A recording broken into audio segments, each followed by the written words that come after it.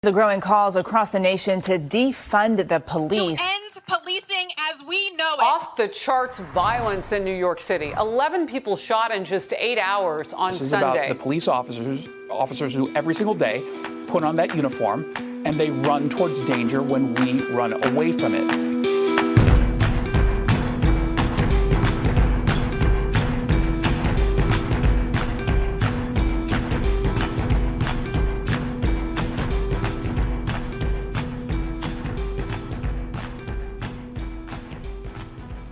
What is happening? Guns up. Giddy up. There we go. Man, the Wolfpack is in full force in the comments section, man, saying some pretty funny stuff.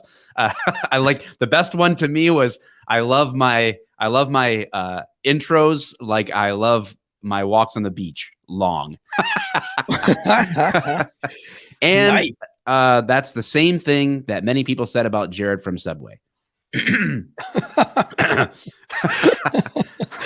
Oh, Jared. Ooh. We're going there. We're going there right away. My goodness. Welcome to Failure to Stop podcast, guys. I'm Mike the Cop, and this is, Eric Tansy official. Not to be confused. Not to be confused with any other Eric Tansy that may or may not exist. There are a lot of fake ones out there. There are so many impersonators, but there's only one. There's only one real one, and we have them right here on the show. So, welcome. You're beautiful, my friend. You're beautiful. Thank you. All right. We are the number one podcast, the number one, of all podcasts ever, anywhere, of all time, right? That's according to science. Yeah. Yes, exactly. Just the same people that built the Eiffel Tower out of metal and brawn. That's it. They have made this podcast. They have fashioned this podcast to be the supreme podcast in the universe. But in all seriousness, I don't know what number we are in society and culture right now. Have you kept up with that? I haven't. Yeah. We're going to drop back here and there because other people are putting out newer podcasts like twice a week. We are beating Michelle Obama though. Yes, I hate that dude. Still beating Demi Lovato. Tell poor Demi. Still beating that dude too. Their podcast isn't as good as ours.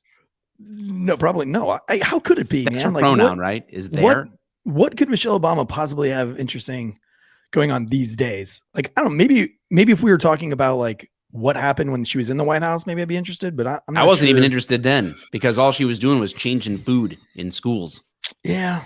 And this is America. Those were weird times. Our kids will eat all of the shitty food that we want to fill them with.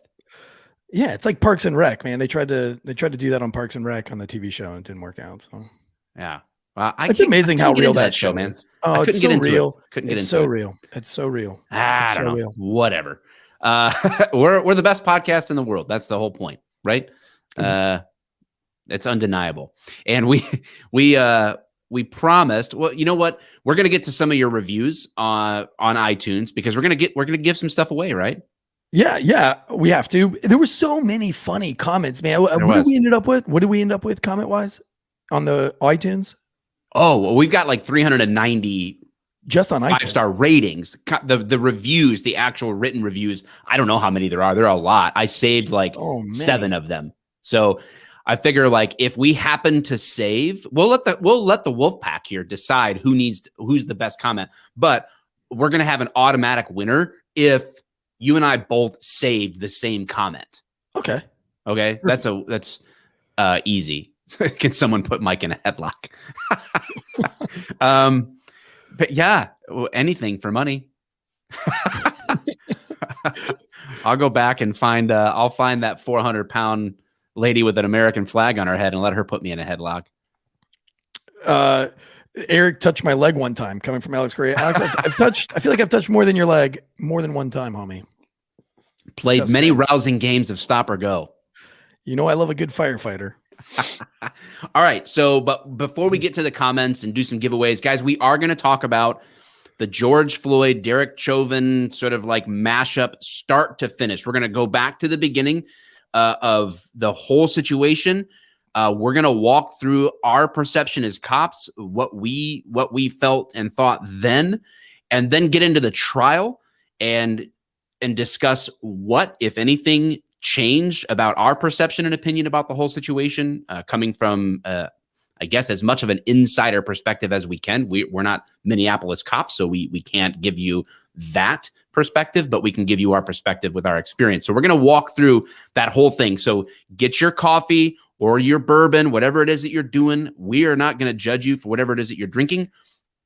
In fact, I'll be a little bit jealous if you don't. If you do have bourbon, I'll be jealous. Whatever. Tansy, can you send everybody rum?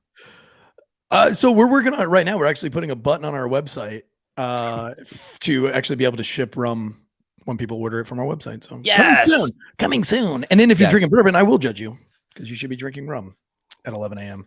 Are you gonna convert me when I come down to the distillery? Are you gonna convert me from a bourbon guy to a rum guy? I mean, I'm not going to convert you from being one or the other. I think like I'll just broaden your culture. Like you'll now have something else in your repertoire, as they say. Does rum have the wide variety of like flavor profiles as bourbon? It has more flavor. Bourbon wasn't popular until they taxed rum 300% in the 1830s. They couldn't get anybody to drink whiskey or bourbon from 1810 to 1830. So interesting. Bourbon was created. The craze for bourbon was created by the government. If it's created by the government, I'm really not into it. I'm just kidding. I do drink bourbon though. I like it. But if you're drinking before 11 a.m., which the show's on at 11 a.m. Eastern time, yes, then you're a pirate, and pirates drink rum. So yes, man, I love it. Yeah. All right. So we are going. We did this thing on our Instagram, which is just failure to stop. What is our Instagram? Yeah, failure to stop, right? Yeah. Okay, it's the same name as the show. Imagine that, guys. Tetherball is on it. They've got to square it away. We did a little thing called Hump Day Hero, and tell us about that. Who did we choose? And what can we tell them about us? Every Wednesday, so we have divvied up our responsibilities between Mike and I and our social media person, Danny. So we're all have these like little things. And I guess my thing is on Wednesdays, I will be researching for a Hump Day Hero of the week. And Yeah. And then I'm doing this based on a lot of things. But I'm looking for a hero in my eyes, right? Like who is a hero in my eyes? Then a hero comes along. So with the strength of the footlongs. Is this another Jared reference? It is. I don't know why I'm stuck on this. I might be traumatized. Man, how old was I when Jared came out? Did I ever meet him? Ugh. How old were you when he came in? That one hurt. That one hurt to say. Like it did hurt. I feel like Jesus is disappointed in that one. But I was Googling home like heroes, and I was just going through all these police stories. And guys, there's so many. There's a lot of cops out there doing some really great shit. By the way, there is no lack of heroic things being done on a weekly basis. It's constant. So you guys keep up the good work, because it was difficult to narrow it down. But I saw this one thing about an officer who was suing the NFL. Yes. And I was like, this can't be true. This has got to be too good to be true, because I would love nothing more than a cop to sue the NFL. So I looked it up. He's coming out with both barrels right to the NFL, man. I love it. Right. And the guy's name is Officer Mercer. So I'm looking him up. I'm like, what did Officer Mercer do? Obviously, who did not ask us to talk about this, by the way. No, this is not like, this isn't, he's not using us to like get a home court advantage in this lawsuit or anything. We had found no idea. Had no idea who he was. I hadn't even heard the story because I don't news and I don't sports. And this is sports news. Yay, sports. So the only sports I do is Tailgate Legends show that's coming out. That'll be out tonight as well. That's another podcast that I do. But anyway, shameless plug. But anyway, so I saw that the NFL that was being sued by Officer Mercer as a result of an inclusion. He shot Drayshawn Reed in a foot pursuit. And as I did some more research, I found out that Reed actually took 2 shots at Mercer during a foot chase. Mercer smoked him. So happy alive day, Mercer. I'm glad you won that fight. We should all be celebrating you for winning, being a winner. And so he shot and killed Drayshawn Reed. And the NFL posted a thing on their victims of systemic racism and alluded that that this was a social injustice and that there was police misconduct, even though he was completely cleared by grand jury and by civil rights investigations. He's completely cleared of this shooting. And de jure Mercer, I was like, okay, so he gets in a foot chase, he shoots this guy, but I want to know more about the man himself, right? Why is he suing the NFL? Is he doing this for clout? Is he full of himself? What is his deal? So we were able to reach out through social media webs, and his partner, one of his partners that had worked with him, called me and said, look, dude, Mercer's probably never going to reach out to you. He's just the kind of guy that's not going to do it. I can assure you he's not doing this for clout. Matter of fact, I have seen him go so far over and beyond for victims that we're all like, holy cow, are you still following up with that one victim? He's like, yeah, I just need to make sure that person's okay. Yeah. Or, and as a training officer, that's what you want to treat to you. That's what you want to teach the younger generation, is that, yes, it's important to get the suspect, but it is not, that's not where it ends, right? We still need to make sure that the victims are going in the right direction, that their lives are getting back to normal.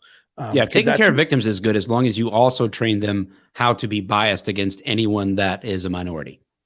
Yes. Right? Sure. Is that how that works? Is that how that works? No, I don't think so. My producer's saying that's not a good idea to say on a live show. Probably not. But I mean, if we haven't got canceled yet, for sure we probably already canceled, but it was, and so I talked to the guy and everything sounded great. And I was like, wow, this really is a great hero. And I said, look, man, I just want to talk to him and just tell him, that we're proud of him and that we appreciate what he's doing for the NFL. And then Mercer was able to reach out to me. He actually called me on the phone. He was a humble dude, and he was talking about what a big fan he is of you, Mike. Everybody knows you, Mike, so, he loves you. That's sweet. And he was, he was coming out and saying, hey, look, man, I'm not doing this for money. I'm not doing this for my own name recognition. He's like, it's enough is enough. And if the NFL is going to talk shit, then they need to get bit, because if they're spreading false information and they're slandering my name and they're burying me, and he's like, look, I'm a black officer and I got in a chase with a black man and I shot and killed him. I don't know where the racism is. It's almost as if the race aspect is artificially inserted into all these situations just to fan the flames, huh? And the pursuit, the vehicle pursuit that initiated was initiated. Everybody involved in that case happened to be a black male or female from a police officer standpoint. Right. And so there was no racism in there. And so he said that, like, that's where. Yeah, says you. That's easy for you to say with your privilege. You sit behind your microphone of privilege and judge all of these black officers and victims. So, yeah, I mean, look at me with my crown. I love throwing you off in the middle of your you're like on track. You're telling your little Hump Day hero story, and I'm just like chucking these random things. That's about what you like to do. I mean, and child molestation and racism.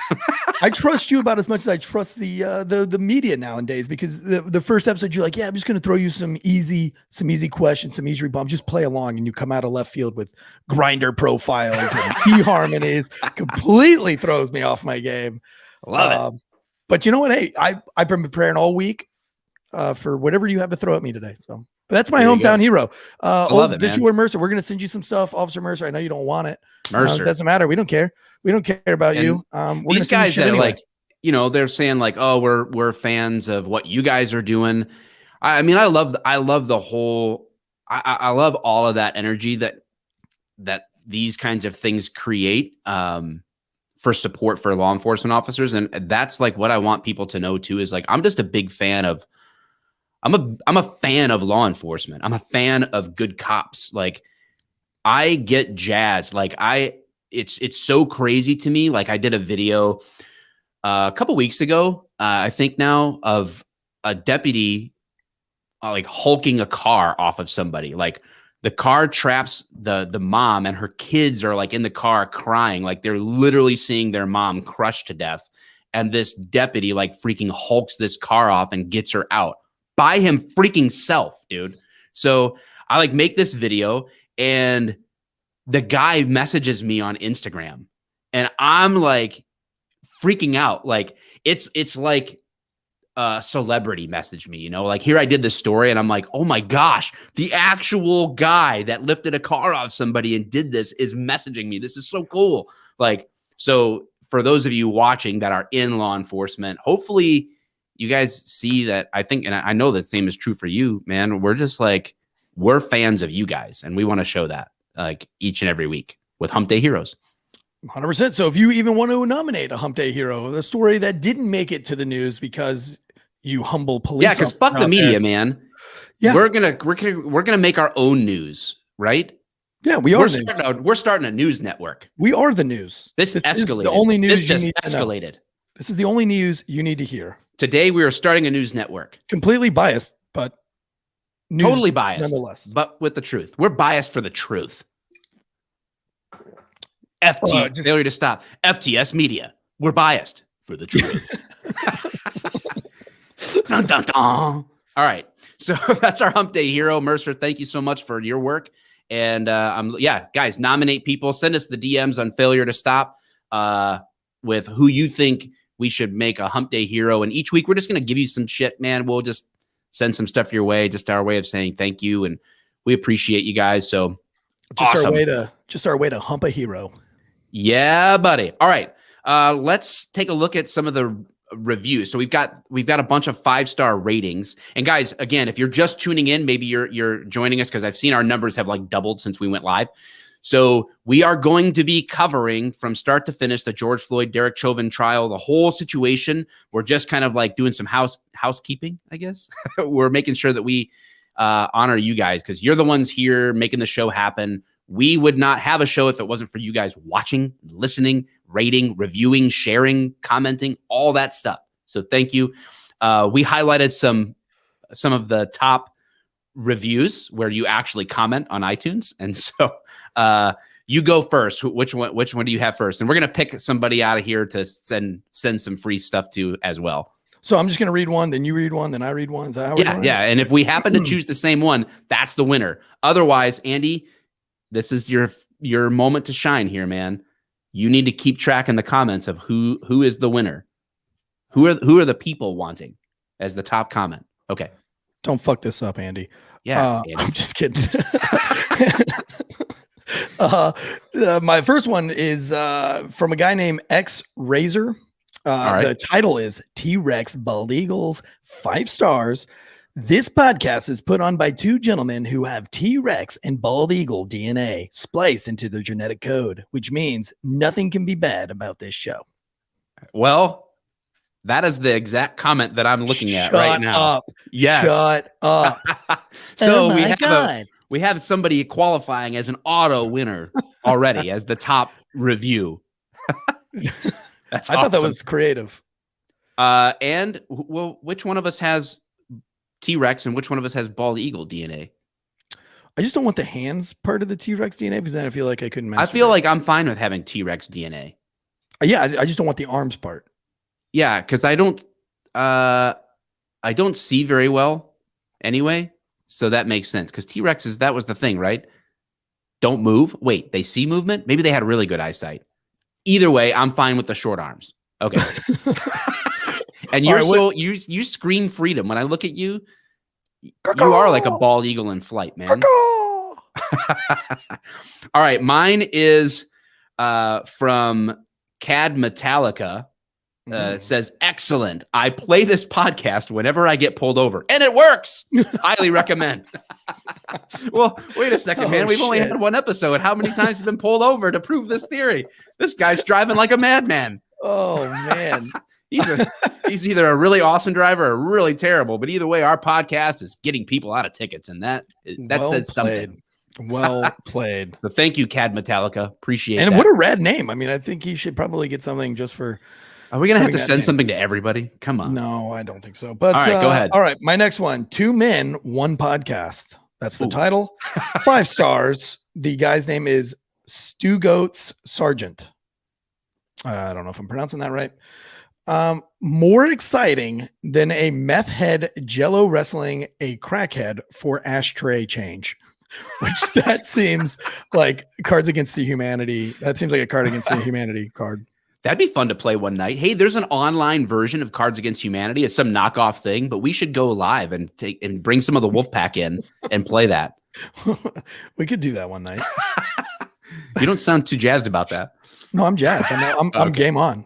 All right. That's a good one to end with. So here's one. Lunchbox 814. Amazing job, gents. Laser eyes, diamond hands, Harambe strong. I have to be honest here. The story where Tansy was writing a report on the 400-pound beast of a woman was dropping a deuce in front of him about made me run off the road. It's awesome to hear some of the crap that cops actually have to deal with. Good job and keep it going to the moon. To the fucking moon, boys. Boom. To the moon. All right, what's next? Oh, you got me one more? Yeah, I highlighted like 7. Okay. I only highlighted like 3, top 3. I thought this one was funny. This one is good cop, because in the last episode, I accidentally called myself the bad cop twice. This is from Julio Salazar, which is funny. I didn't know this was Julio Salazar, but I'm pretty sure Julio is the guy that I went to the Canelo Alvarez fight with. Okay. There was a group of us, and he was one of the guys in the group. But it says, I met this Eric guy once in Texas, and he held me down and told me to stop resisting. I think it was more of a sexual thing. Whatever. Solid show so far. Audio is on point. Looking forward. I also highlighted that comment. This one is from Facebook Girl 911. Best show since 2 Girls 1 Cup. I haven't been this stimulated since my last body cavity search. Of course, I volunteered for one. Oh my God. She's got to win. Oh my God. Everybody's a winner. JD Jeepin says, absolutely the best podcast ever made or that ever will be made. That's science. It is science. The twerking. This is Jess Fide. First episode and I'm hooked. The twerking. Tansy's language. Mike's almost collection of evidence. Can't wait to hear future episodes. Guns up and giddy up. Guns up, giddy up, baby. Guns up, giddy up. That's the theme of the show, my friends. It's the theme of my life. It is. It's how we live. It's our code, if you will. Samurai. It's our version of the samurai code. Yeah. And I don't know what they had, but that's what we've got. All right. We got to move, man. We got to move. Let's go. So we're going to be, we're talking about, I don't know if iconic is the right word to talk about the George Floyd case, right? His death, now legally qualifies as a murder, right? The murder of George Floyd. The trial of Derek Chauvin. The sentencing is today. So at 1:30 Central Time, the sentencing begins. I don't know when the judge actually will be delivering the sentence because they allow space for victim impact statements and all this stuff. Even Chauvin himself would be allowed to make a statement at his sentencing. So could be fireworks, but I don't want to lose sight before we get into this. I don't want to lose sight of there are going to be hundreds. I mean, the entire Minneapolis Police Department is going to be on alert today. If you remember last year, the city basically burned. The 3rd precinct was overrun and is still shut down to this day, welded shut so that turd rioters can't get in there because, nothing screams justice like destroying property, of course. And today, while this announcement of the sentencing, like the actual decision on what the punishment will be, you've got all these cops. There's cops from out of state there. There's teams of people ready to respond to this. And during those riots last year, cops were getting shot at every day during these protests and riots and looting and whatever. And man, they're back in it today. Like basically a little over a year later, they're reliving this. And so none of them had anything to do with this, but yet they're in the trenches again today. So I just want to, man, I don't know how to send vibes through the camera, but man, these men and women are out there today and they're going to have a rough day one way or the other. Yeah. And you've got to be empathetic. Doesn't matter if you're a citizen or LEO, and it doesn't matter what side of the fence you're on with this case. And again, we're just giving you what our police perspective is. We're not trying to be not empathetic or even sympathetic to what happened here. We're just giving you what our perspective is. But at the end of the day, we all need to probably think and keep those guys in our prayers. They're going to have a really, really long day today. Yeah. A lot of cops gave an opinion when the George Floyd, when his actual death occurred. In the wake of that, on social media, tons and tons and tons of police expressed their opinions openly about it. But not a lot of people since then, when it's sort of like that initial wave calmed down and then into the trial, not a lot of cop coverage of the trial and what we learned from that, or what meaning it changes for us, or what opinion it changes for us. So we really want to just bring that to the table, but to sort of set that up and kind of talk about our experiences with being cops and in the media or perception, how situations that you find yourself in may look one way, but not tell the whole story. We each kind of like want to give you our perspective and personal experience about that. And then we're going to dive into the whole thing, start to finish, of George Floyd, the police call, the arrest, the death, into the trial, up to the moment today. So Tansy, what do you got? How do you feel like you can personally identify with this concept of finding yourself in a situation where perception might not be reality, and how that can snowball?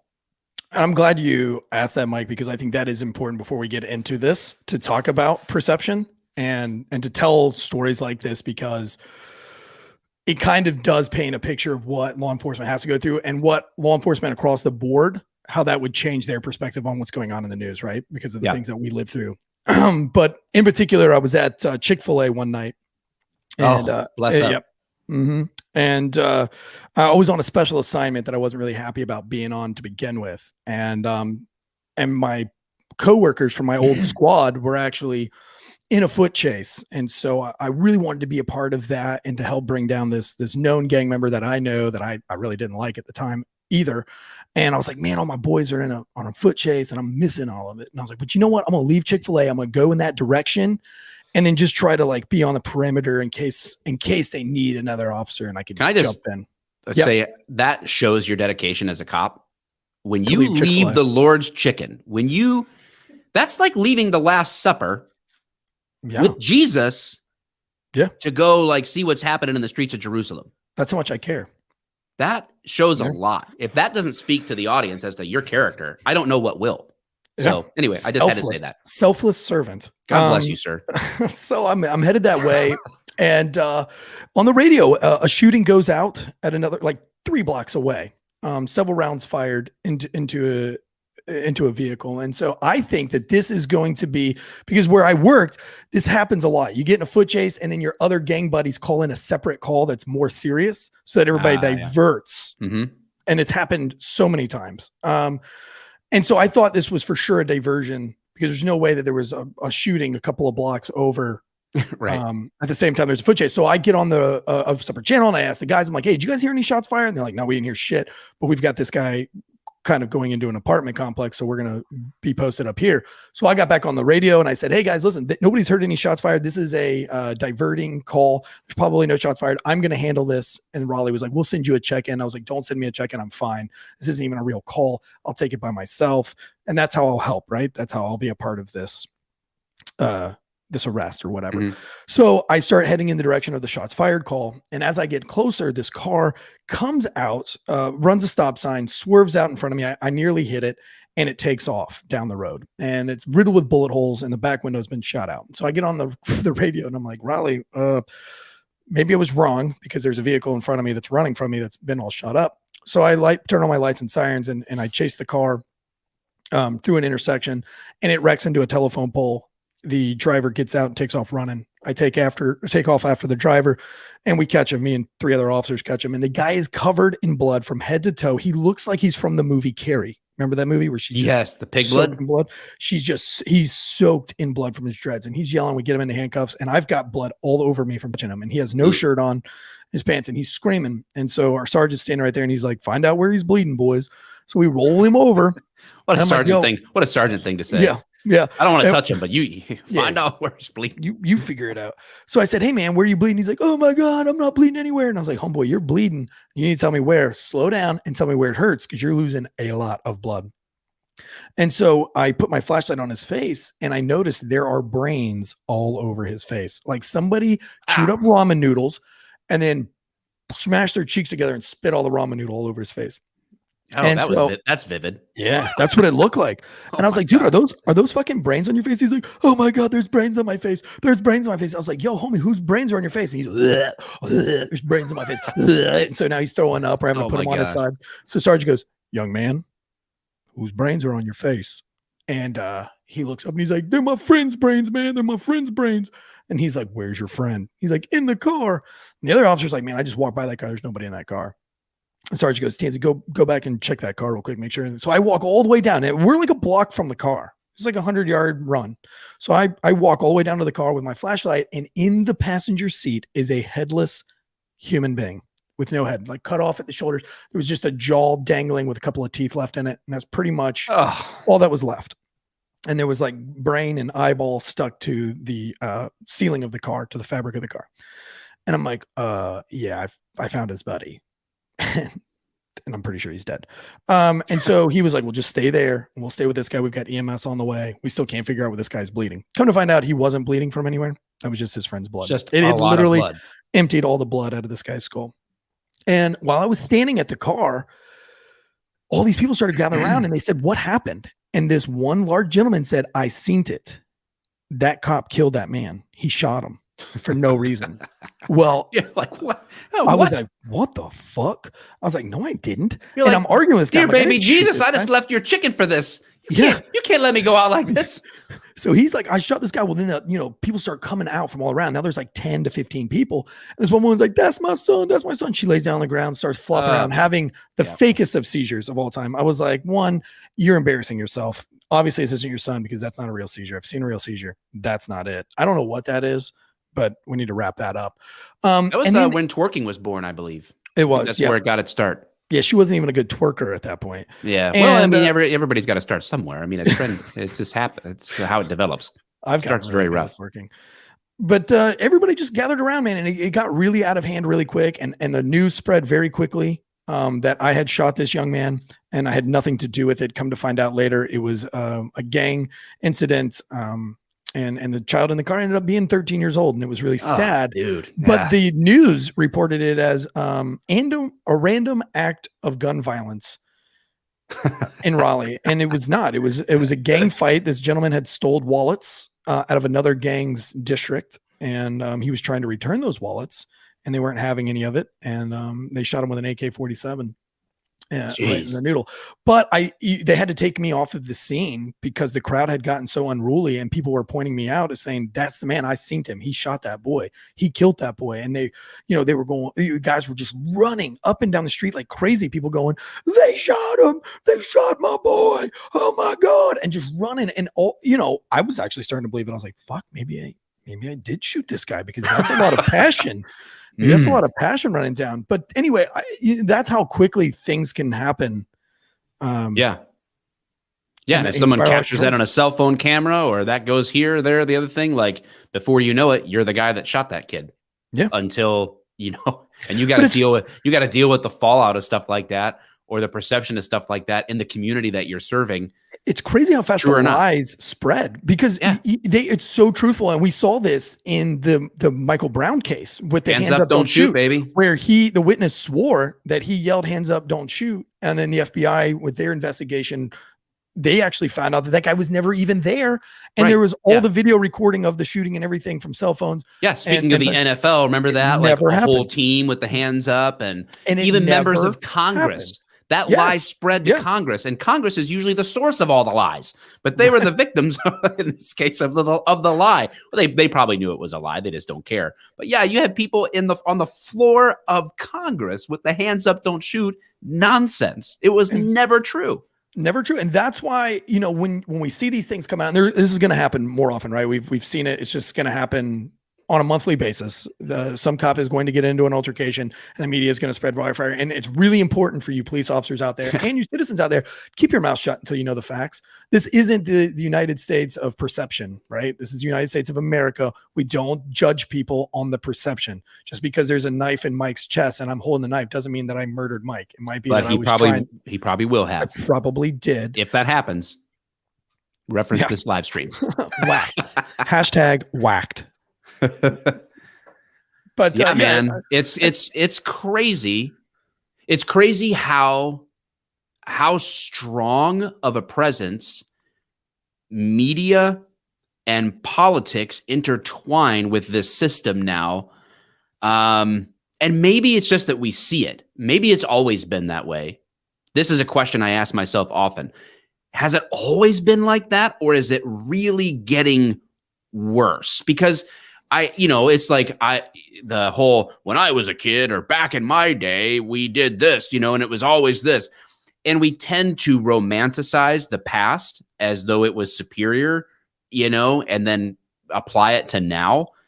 But I just feel like the age of the internet has made information move so rapidly that even if it's false, there's no time to disprove it. It doesn't matter. A redaction in the media later doesn't matter because it's done its job, right? The lie has been planted, inserted, the false perception, the misunderstanding, the tainted angle of clickbaity titles, all of that stuff does its work before the truth can really be articulated. It's nuts. I mean, if a redaction happens in the media, nobody hears it. Did it really happen?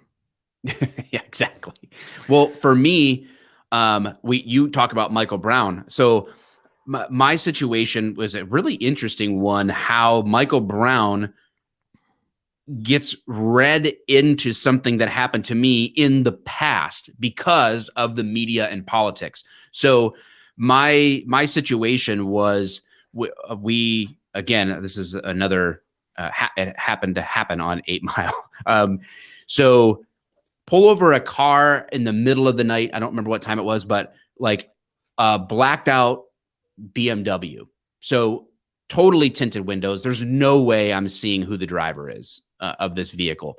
Flies by like 30 miles an hour over, whatever it was. So we light this car up and it's slow rolling us. So for those of you that don't know what that would mean, it's not like a high speed pursuit, but our lights and sirens are on and this car is just steady as she goes. So it's not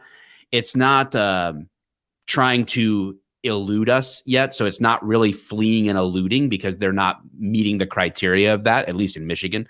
And so they're just slow rolling us. So we're on the radio and doing all this other jazz behind this car. And it turns out that what he was doing was just dumping out weed at the time, probably the whole way. You can smell it from behind the car and all that stuff. And I never cared about weed. I still don't, whatever. That wasn't the issue. But that's why he was slow rolling for this long time and probably hiding the other things that we're going to get into. So we finally pull this guy over and I walk up to the car and the guy yells out, "I've got my CPL," which is concealed pistol license. So it's like a CCW, right? Everybody calls it CCW, but it's CPL in Michigan. So I've got my CPL or CCW, whatever. So just give me my ticket. And I was like, do you have a gun? Like, it's not how this works. And I said, turn the car off. So while I'm arguing with the driver, my partner goes, gun. And he reaches in and grabs this gun off the passenger seat. So it's sitting within hand reach of this guy in the back of the passenger seat. So my partner reaches into the car, grabs the gun out. Now things just like, he hasn't shown me a CPL. He's just said, I have a CPL. Like, give me my ticket. Yeah. So I'm like, and he just slow rode us for like miles with lights and sirens. So he's got a problem on his hands. We're not just writing him a ticket. So I'm like, turn the car off. All this other nonsense. Well, he doesn't do any of that stuff. I end up dragging him out of the car. The fight's on. We're rolling around in the middle of the street. He ends up getting tased. All this stuff. He's like, F you, F your whatever. He's calling me racial slurs. He's telling me he's going to rape my kids. So it's a typical friendly guy. And in the car, not only did we have the gun recovered, but 2 knives, a ski mask, and a fake badge. So, maybe that's what he was hiding while he was slow rolling. So fast forward to getting sued. I get sued in a federal lawsuit, a federal civil rights lawsuit, because I stopped him because he was black in the tinted out windows, that I can't see into the car with. So that's why. But there's more details of the story. I want to get into the George Floyd thing, and we're already like 40 minutes into the show. But the point is that in this lawsuit, when you get sued in federal court, what they do is the judge assigned to the case, that was they're political appointees, right? So Obama appointed this judge. He was a newer judge. And then what they do is your lawyer and the defense or the prosecutor's lawyer, the guy suing me, goes in front of the judge, and they have they're not fake juries. They serve their exact purpose. So they basically, each of the attorneys presents their evidence in the case. And then these people that were chosen to hear the case, they're not making a real decision about it, but they're basically giving their opinion. And then the judge issues an opinion. And then both sides determine, do they want to take this further, a next step to trial? And dude, this process goes on for 2 years. It's a long process. And so I'm getting updates from attorneys. There's subpoenas, there's depositions, all this other stuff going on. And the judge's opinion referenced the Michael Brown shooting as this kind of thing. This kind of situation is exactly what we see with Michael Brown's situation, and referencing race of the officers and all this other stuff, and bringing that in. So this incident for me happened in 2012 or 2011. I don't know. And the Michael Brown thing happened. What was that? Wasn't that in August of 2014? Yeah, it's either 13 or 14. So he's reading back 2 years. He's taking a current case and reading it back and judging me based off of the Michael Brown scenario, which is highly retarded. That's nonsensical. And so the reason we're telling you this, guys, from our perspectives, is we have both been in situations in which perception is not reality. And we're being judged by outsiders who want to insert their own agenda, political, societal, whatever, into those situations where they don't belong. And so did that happen with George Floyd and Derek Chauvin? To what degree? How does that world that we're in with media and politics having such an impact on policing and the perception of policing, how does that play into this? And that sort of sets the tone for us. So let's get into the meat and potatoes, shall we? Let's do it. I'm hungry. I'm hungry. if talking about George Floyd and Derek Chauvin is wrong, I don't want to be right. That's what we're doing today. It's a new song. All right, so let's go back to what I was May of 2020, right? That's when it all went down? Was it April or May? I don't know. Okay, last year. Yeah, last year. It was before the summer. So Chauvin's trial, he's done with the trial and getting sentenced today. The other 3 officers that were there, their trial isn't until March of 2022. So really? They're like okay, way out yet to their trial. So I'm not sure of the nuts and bolts of that or why that is. But I saw something that they had something going on in August with those guys, but I don't know what it was. I don't know.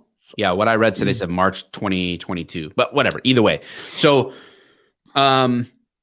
what did you know or understand right away? Let's talk about the facts of why the cops were called on George Floyd and what transpires leading up to the infamous 9 minutes and 20 some seconds of Derek Chauvin and George Floyd. You know, when this first happened, I was not in law enforcement anymore. I had just opened up my distillery, and it really put law enforcement behind me. Just as I put my military career behind me. Mm-hmm. And so I had not followed the news. I hadn't followed anything. And I was just inundated with messages. Hey man, what do you think about this? What do you think about it? And every customer that came to our bar was like, Tansy, we'd love to know what your thoughts are on this case. I mean, this is like the day of, or the very next day. I did not watch the video, but I heard enough about the video, and I knew enough in my brain that I was like, well, I'm going to wait until all the facts come out, because the media rarely gets it right. They rarely get it right. And rarely. The media also is always going to have an agenda to push. So I'm just not going to do that, especially after the Michael Brown thing. I'm done. I'm done with the theatrics of the media trying to get into everybody's head. So that is a good policy. I'm done with the media. Yes. So I purposely did not watch the tape, nor did I care. And I think at the time, it's not that I didn't care. It's just I kind of have a philosophy in my brain, and I teach it to my 3 children. Guilty by association is a thing. If you're going to run with a bad crowd, and you're going to, even if you are not doing something bad things can still happen to you. Yeah. Also, like when the circus guys got bit by the lion that he slept with, my same stances on that. If you sleep with a fucking lion, one day, I think it was a white tiger, wasn't it? Whatever it was. Wait, it's going to Siegfried and Roy? Yeah. You don't fucking sleep with a lion or a tiger or bears or any of the shit that's going to fucking hurt you. Snake handlers, same thing. Fuck with snakes long enough, you're going to get bit by a fucking snake. So when it first came out, my first initial thing is truth bombs, man. I just don't care, because let's not put ourselves in situations. I get that you're a drug addict. I get that you need to find ways to pay for your drug addictions, and fake bills often, and counterfeit money and counterfeit things often go hand in hand with people of addiction. I get it. But if you're going to have an addiction, which sucks for you, and I'm not, I do have empathy for you, but I'm also like, if my kids are addicted to heroin, I'm going to let them know, look, homie, you wind up in jail. I'm not bailing you out. You wind up overdosing. I mean, through the funeral, we'll all be very sad for you, but it's like, that's coming, right? Like, you have to know that shit's going to happen if you keep fucking around. So for this, when I say I don't care, it's that this is one of those scenarios where I said, well, you fucked around with the police long enough and you got bit. Now, when I was forced to actually look at the video, because I finally so many cops gave their opinions on social media and were getting in a fight. And then so many citizens that I'm friends with that aren't police were posting their shit, because unlike a lot of cops, I have a lot of civilian friends. I have a lot of citizen friends that may be very liberal, and I value their friendship, and I don't ever want to hurt their feelings either. Right. So I have to be careful what I say at times, because I do value my friendships with these people. Sure. But I was watching my cop friends and my citizens friends just going at each other when neither one of them knew the whole story. Right. Yeah. They didn't know. And so I looked at it when we have to do this podcast. I went ahead and you sent me a lot of great information. And so I tried to look at it objectively. Thank you. I tried to look at it very objectively. But I would say going forward, it's very important for you law enforcement officers, we're ever going to speak the same language. If citizens and police officers are ever going to speak the same language, then we have to kind of find common ground. We cannot be so decisive in our messages that we put out on Facebook and social media. Or else if I go and call you an asshole, you're going to fight back, right? You're going to say, "Oh, I'm not an asshole. You're an asshole," or something. You're going to become defensive. But if I say, "Boy, Mike, you're coming on real strong these days. You're very opinionated." Now we might have some discourse. We might have a discussion on that, right? Sure. And you can see my perspective and I see your perspective, and then you'll tell me why. Yeah. But that's what we need as officers need to start doing on social media, and citizens need to do it, rather than just coming out and being like, "Fuck George Floyd. I mean, that fucking piece of shit. Fucking you deserve to die." Like, Right. maybe that's what you're thinking, and that's fine. It's natural, but we don't need to put that on the social media webs. Right. Yeah. I mean, there's a lot that goes into sort of like that default mode of, well, of course he had it coming, or, on the other side, of course a cop did this. It could be both ways where it's like this just default mode. What I think stood out to me about this situation, because I obviously, like all of you, I watched the Michael Brown thing unfold, and that media situation was the catalyst that gave birth to the nonprofit that I started, Humanizing the Badge, and ultimately to Mike the Cop, right? As an online thing, I was just sick of the media ruining it, getting it wrong, having their agenda. I'm like, listen, if this is a playground of ideas and the media gets to be on the swing set, dude, I'm going to be out there. I'm going to knock them off the swing set and, try to say something that gives a cop's perspective. And what is lost, I think, on this is individual responsibility. People are so bent on their tribe, and their default perspective. They don't take the time to recognize where individual responsibility lies. It can't be as simple all the time as just saying it's too easy that way. Oh, well, of course the cops are right, or of course the victim is right. It can't be that simple. And that's what we made it to be, because parsing out a situation like this and understanding where individual responsibility starts and ends and how that impacts the broader systems is what's important, because we can't start with the system and then just have this wholesale blame. It's not that easy. It's just not that simple. Life doesn't work that way, but we want it to. And it's easy to pick scapegoats, because it's easy to blame one person for the situation, because that frees us from our own individual responsibility of thinking things through and being patient and not having all the answers. So George Floyd, the whole reason the cops, and maybe you guys know this stuff, but we want to be really clear from start to finish. So there was this place called Cup Foods. It's sort of like a typical, not probably a full service grocery store, but a typical inner city place, to go get snacks and basic foods here and there or whatever, probably liquor and booze. I don't know. But George Floyd is in there, and the attendant at the time, who I think was a 17-year-old kid, they had been on the lookout for these counterfeit bills. You already mentioned it. It's common in that world of addiction and crime to be passing counterfeit bills as part of the game. And this 17-year-old kid tells the boss, "Hey, this guy gave me a fake $20 bill." To the kid's credit, he did try to get George Floyd to just, "Hey, let's make this right." He doesn't call the cops right away, but George Floyd ignores those requests to sort of make the situation right. And so the boss ends up calling 911, and now there's sort of like this secondhand conversation going on with the 911 operator, who is trying to get information from the boss, who doesn't have the direct information, who's asking the kid, and it goes back and forth. So that is the catalyst for why the cops are involved in this at all. And so the kid is also basically articulating that it's not just the counterfeit bill issue. It's that he said Floyd seemed drunk. Like he's not in his right mind. And that's not an exact quote, but he's like out of his mind. He's not acting right. And then he goes out to his car, described as like this blue vehicle, and he's sitting on top of it. So now now the cops are definitely coming, because now you've got a counterfeit bill call added to basically a disturbing the peace / welfare check. Like, why is this person yelling in public and sitting on his car and giving out fake money?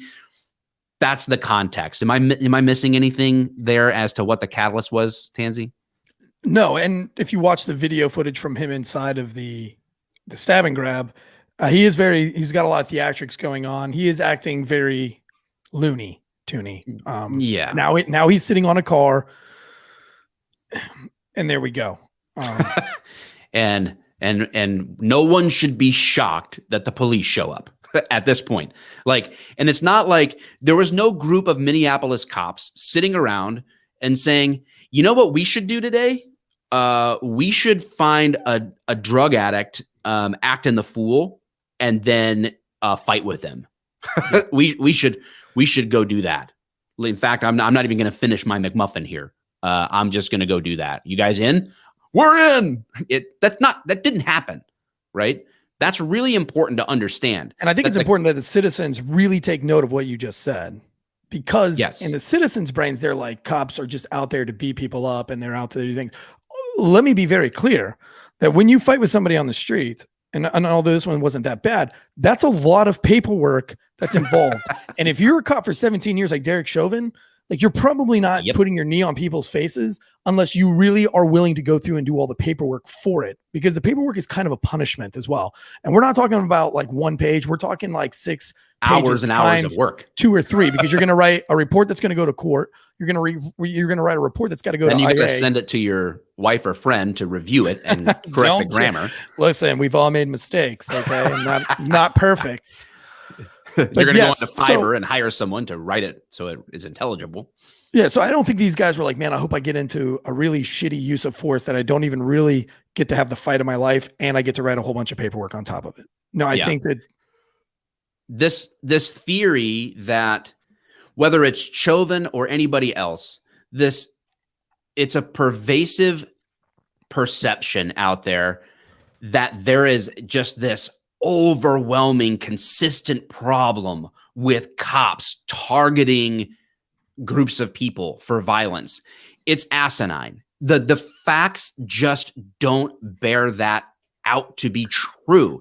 If it were true, it would just be a nonstop frenzy. If what I wanted to do as a cop is just go hunt people that fit some kind of minority criteria, whether it's race, economics, drug use, I could have gone and found that any day of the week, all day, and then just drop the thunder on them like all the time. It's just the facts just don't bear that out across the board. And that was the other part about the media getting involved, and which is actually what separates. And again, I'm coming about this from the stance of we're separating citizens and police. We're pitting them against each other, just like the media likes to do with black and white. We're pitting each other against each other. How else are they going to get reelected? Right. How else are they going to get a click? The media, since this, we have painted a picture to the public, to the young minds, to the young black Americans, that we have painted this picture that there is this pandemic of crazy police shootings and that we should be scared of the police. When if you look at the statistics, and this is coming back, this was from 2015. There was even less in 2020, but this was, a bigger year for police lethal forces. In 2015, there was 53,469,300 encounters with police. 53,469,300 encounters with police. Out of those 53 million, 1,104 people died at the hands of the police. And the overwhelming majority of that 1,104 out of the 53 million attacked the police with a weapon. Yep. All right. So if you include the justified deaths with lethal force against all of the encounters that the police has, there is a 0.0000206% chance. That's 1, 2, 3, 4 zeros. That's 0.402% chance that you will be killed by police. And that number gets infinitesimally smaller when you include consensual encounters with the police, like your Right. day to day, like when you're at the Lord's Chicken Shack and you're like, hey, Cindy, how are you today? Can you make my fries extra crispy? Whatever it is that encounter while you're in uniform and you're interacting with the public. And I have 12 conversations or interactions at, stopping to get something to drink or whatever it is. That's an encounter with the police. When you add the normal, not police call encounters, I mean, that number becomes such a small fraction. You're literally more likely to die falling off of a ladder with only one hand, getting struck by lightning. Like it gets ridiculous. What the things that are more likely in life to kill you than the police. It gets truly remarkably ridiculous. If we calculate the lethal force rate against the entire population, just because you live in the United States, this is your chance of being killed by the police. It's a 0.0000034%. That's 5 zeros and a 3. 0.50 and a 3% chance of being killed by a police. That's like, and if you're not out there doing crimes, it's very unlikely that you're going to have an encounter that even puts you remotely close to a situation like that. But we have now painted a picture in society on social media. Again, this is where that victim, this bullying by being a victim thing that I talked about last week comes into play. This is that LeBron flop. This is that tap on the shoulder, that soccer tap. And now we flail and flop around, like a 3-year-old. The media flop, and that's to retard the situation into getting what we want. That's why LeBron flops, is because the game's not going his way, and so he plays this victim to bully his way into getting the game to go the way he wants it to go. Oh shit! Lawyer's calling again. Oh boy, can't talk about LeBron. It's serious when the red phone rings. Hey, by the way, because of this truth, I sleep really, really well at night. Do you know why? Oh, you sleep on a ghost bed. Can you tell us more about that? Well, Ghostbed has been a loyal sponsor of Drinking Bros for the last 5 years. And because we're part of Drinking Bros, Mike the Cop, we are part of the Drinking Bros network. We have been blessed with Ghostbed as a sponsor as well. So they have a 20-year warranty on each of their mattresses, and they are all made in the good old USA. USA. Can I share a little personal thing? Yes, let's go. Let me hear what it. I love to do. What do you love to do? I love to get a big, large order of waffle fries from Chick-fil-A. Oh, a spicy chicken deluxe. it's my favorite. And I lay no clothes on a ghost bed. Yes. And I shut all the rooms doors. No, it's just me alone. With your waffle and I put on Michael Bolton, the arias, and that is what I call Saturday. That sounds romantic. I don't know why I felt like I needed to share that with you, but I feel like we're growing so close through this show that I want to open up with you. I'm glad you did, because I'm hard. I was. I did. I'm hard. So thank you for that. I didn't want it to go there. This was purely platonic, bro. And speaking of hard, these ghost bed mattresses have a cooling technology in it so that you are not hot at night. So literally, you can stay hard while staying cool, Mike. Stay hard while staying cool, eating your waffle fries. That's the cooling technology they have right now. GhostBed is offering a flash sale, 40% off GhostBed bundles, where you get a mattress and adjustable base, or 30% off of everything if you use the code Drinking Bros. So go to ghostbed.com/Drinking Bros. GhostBed has an adjustable base, best in its class, very low price, $35 a month. They have 0% down, 0% financing if you have mediocre credit. That's ghostbed.com at Drinking Bros. If you don't like it, you can return it within 101 days, not 98, not 102, 101 days. If you don't like it, again, 20-year warranty, made in the United States of America, adjustable base, 15 massage modes, 0 gravity, way less than the competition. We love Ghostbed. You should love Ghostbed too. There will be a lot less crime in this world if we all slept on a ghost bed. That would bring us all together. It would. Best ad read ever. Thank you. Now back to the Chauvin trial. So back to the Chauvin trial. Well, we're not to the trial yet. So we go. Yes, right. The cops are called, and so there is multiple officers that show up. There's a total of 4.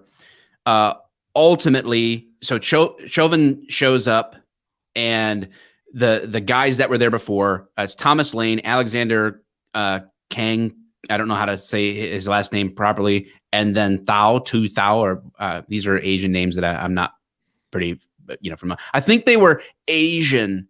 Do you remember that? That's from what's this? Ben Stiller. Whatever. Anyway, somebody in the comments, tell me what that reference is from. I think they were Asian. It was a trial going on in the background on Cable Guy. Okay. Do you know Cable Guy in a long time?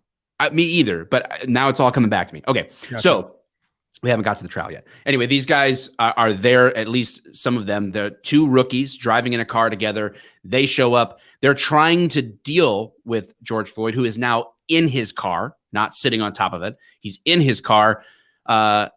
Chauvin, you already mentioned, has 17 years on. So he is the sort of like de facto guy that's going to kind of be in charge of the scene. You've got guys brand new out of FTO, and you've got a 17-year-old veteran that shows up. There's a sort of a natural pecking order to that. And would you agree? Yeah, and it's important that these are 2 rookies. And remember, we talked about in that first episode, when you're a rookie, you're a deer in the headlights, and you haven't had all the proper training that everybody else has. So though the department might have really great training, you just haven't been on the department long enough to have received that training yet. Right. Because if you had to get all that training before getting out of the academy, 1, you wouldn't retain any of that information, and you would be in the academy for. That's why there's a probationary period too. You have the academy, then you have field training, and then you've got probation that continues on, because there is no human way to pick an arbitrary period of time that says, okay, you're good. Like, oh, you passed this, so now you can do it. That's why you need that probationary period of time where you're sort of being watched and evaluated.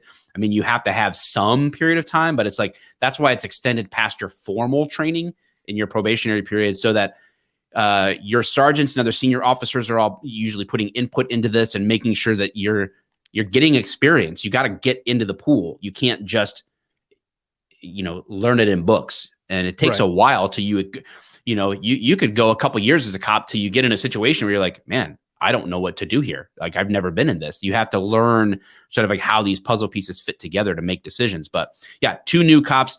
Chauvin shows up and then starts to deal with George Floyd. Ultimately, he is placed into handcuffs, and he begins to resist, and they battle with him to get him into the back of a patrol car.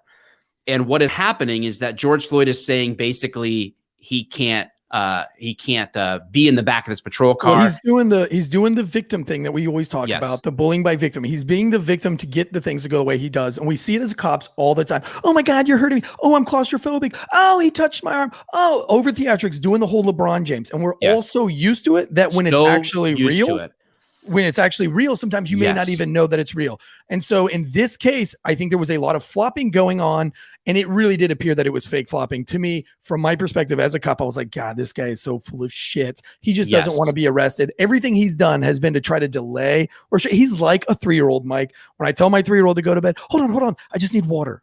Hold on. Oh, I gotta go pee. Yeah. Oh, wait. I need my Barney. He's just, my chest hurts. Yes. Oh, Dad, my leg hurts. Oh, where are you? And you're like, go the fuck to bed. Just go the fuck to sleep. But Dad, I'm thirsty. So this is what George Floyd is doing. He's doing the 3-year-old, which is a lot of, it happens a lot when you're arresting people, and it's not black people. It's white here's people. Here's the thing. Even if there wasn't some flopping there, even if the whole thing, you're so used to it. Okay. And here's something that people absolutely would not know who are out of probably even Minneapolis, but it's common. It is common in major sort of like urban centers for that exact situation to be unfolding all the time. But Minneapolis proper, people didn't know this. Leading up to the George Floyd situation, there had been some policy changes at the city level that the police department and the city administrators were sort of like going back and forth on a little bit, where basically the hospitals had changed a policy that if somebody pops narcotics into their system, right? They're going to get caught with the narcotics. They dump them in their mouth, they swallow them, whatever. They shove them up their ass, whatever they're going to do. Or even if they never did, there was these magic words. I swallowed drugs. And when you went to the hospital, what used to be like for a long period of time leading up to the George Floyd death, what used to happen is you would go there, they would do a quick screen, and you would be in and out of the hospital in less than an hour. Like, yeah, he didn't swallow anything. He's lying. Or he did, and here's the like what we got to do. But what were happening is it was an 8-hour minimum observation. That was hospitals that changed the policy. Cities like, yeah, that's fine. The cops are like, no, that's not fine. My shift is 10 hours. Like, so you're telling me if I get an arrest, all this person has to do is say I swallowed drugs, and now we're at the hospital for 8 hours. So what cops started doing is just writing basically a citation, like catch and release. So there was this game that developed between, and guys, word spreads fast. At the stab and goes, word spreads very fast. Extra, hear all about it. It's like, that's your ticket out. You don't want to go to jail. You swallowed drugs, whether you did or whether you didn't. And this had become, my words, a plague in Minneapolis, where it was every day when you were trying to do your job in many parts of the city, every person you put hands on to arrest swallowed drugs. It was happening all the time. So people look at Chauvin like, oh, he seems so indifferent to the thing. He's been a cop for 17 years in a city that is corrupted by leftist politicians. And he's like trying to do his job. And somebody told him he swallowed drugs. Yeah. And it's like a ref. It's like a ref refereeing LeBron James. Like, oh God, there he is again, flopping around like a fucking idiot. Yep. And so he says he can't, he's claustrophobic, can't be in the back of the car. So he's kicking the car windows. He's going crazy berserk in the back of the patrol car. So he's in cuffs. He had already fought with the police, and he gets put in the back of the car. Well, he's still going crazy. So they take him out and they put him on the ground, and they've called EMS. Okay. Now, one reality is that the fire and EMS response in that city should have been like sub 5 minutes. Should have been.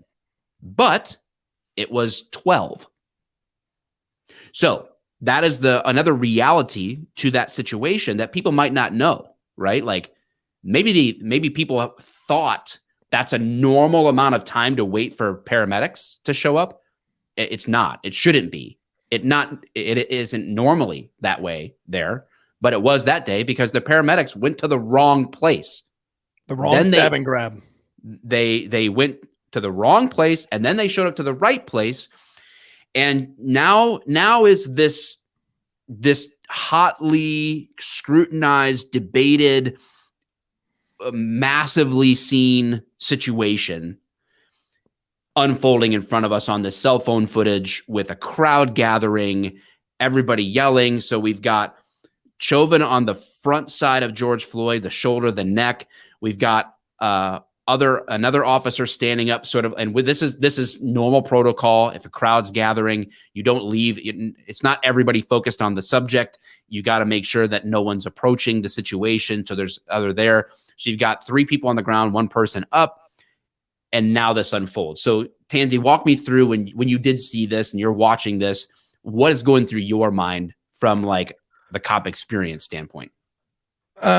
So as I'm watching the thing, I'm trying to be objective. And there was a lot of things that I saw in there that I didn't like. And then when you add the 2 rookies in there, that fixes a lot of the problems.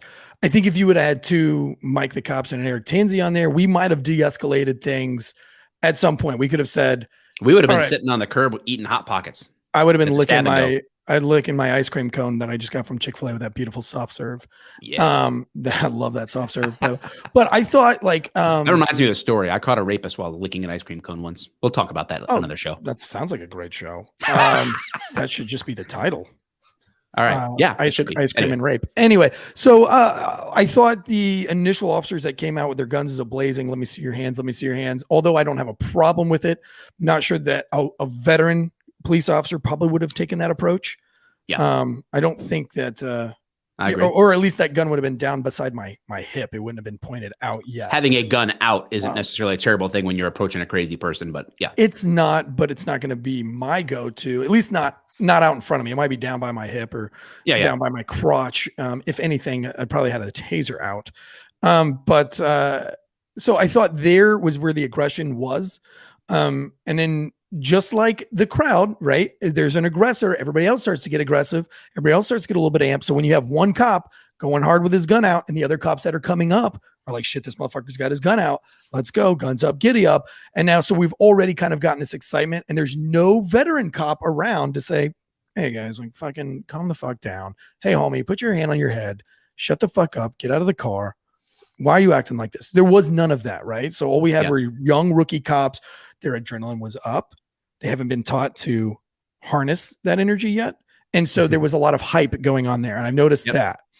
Coupled with, you get this guy on the ground. Now, Derek Chauvin's been a cop for 17 years, and I can see almost where he is done with the whole bullying thing, right? So as cops, we see a lot of these guys working in the inner city, which, by the way, I worked with only mostly black people my whole career.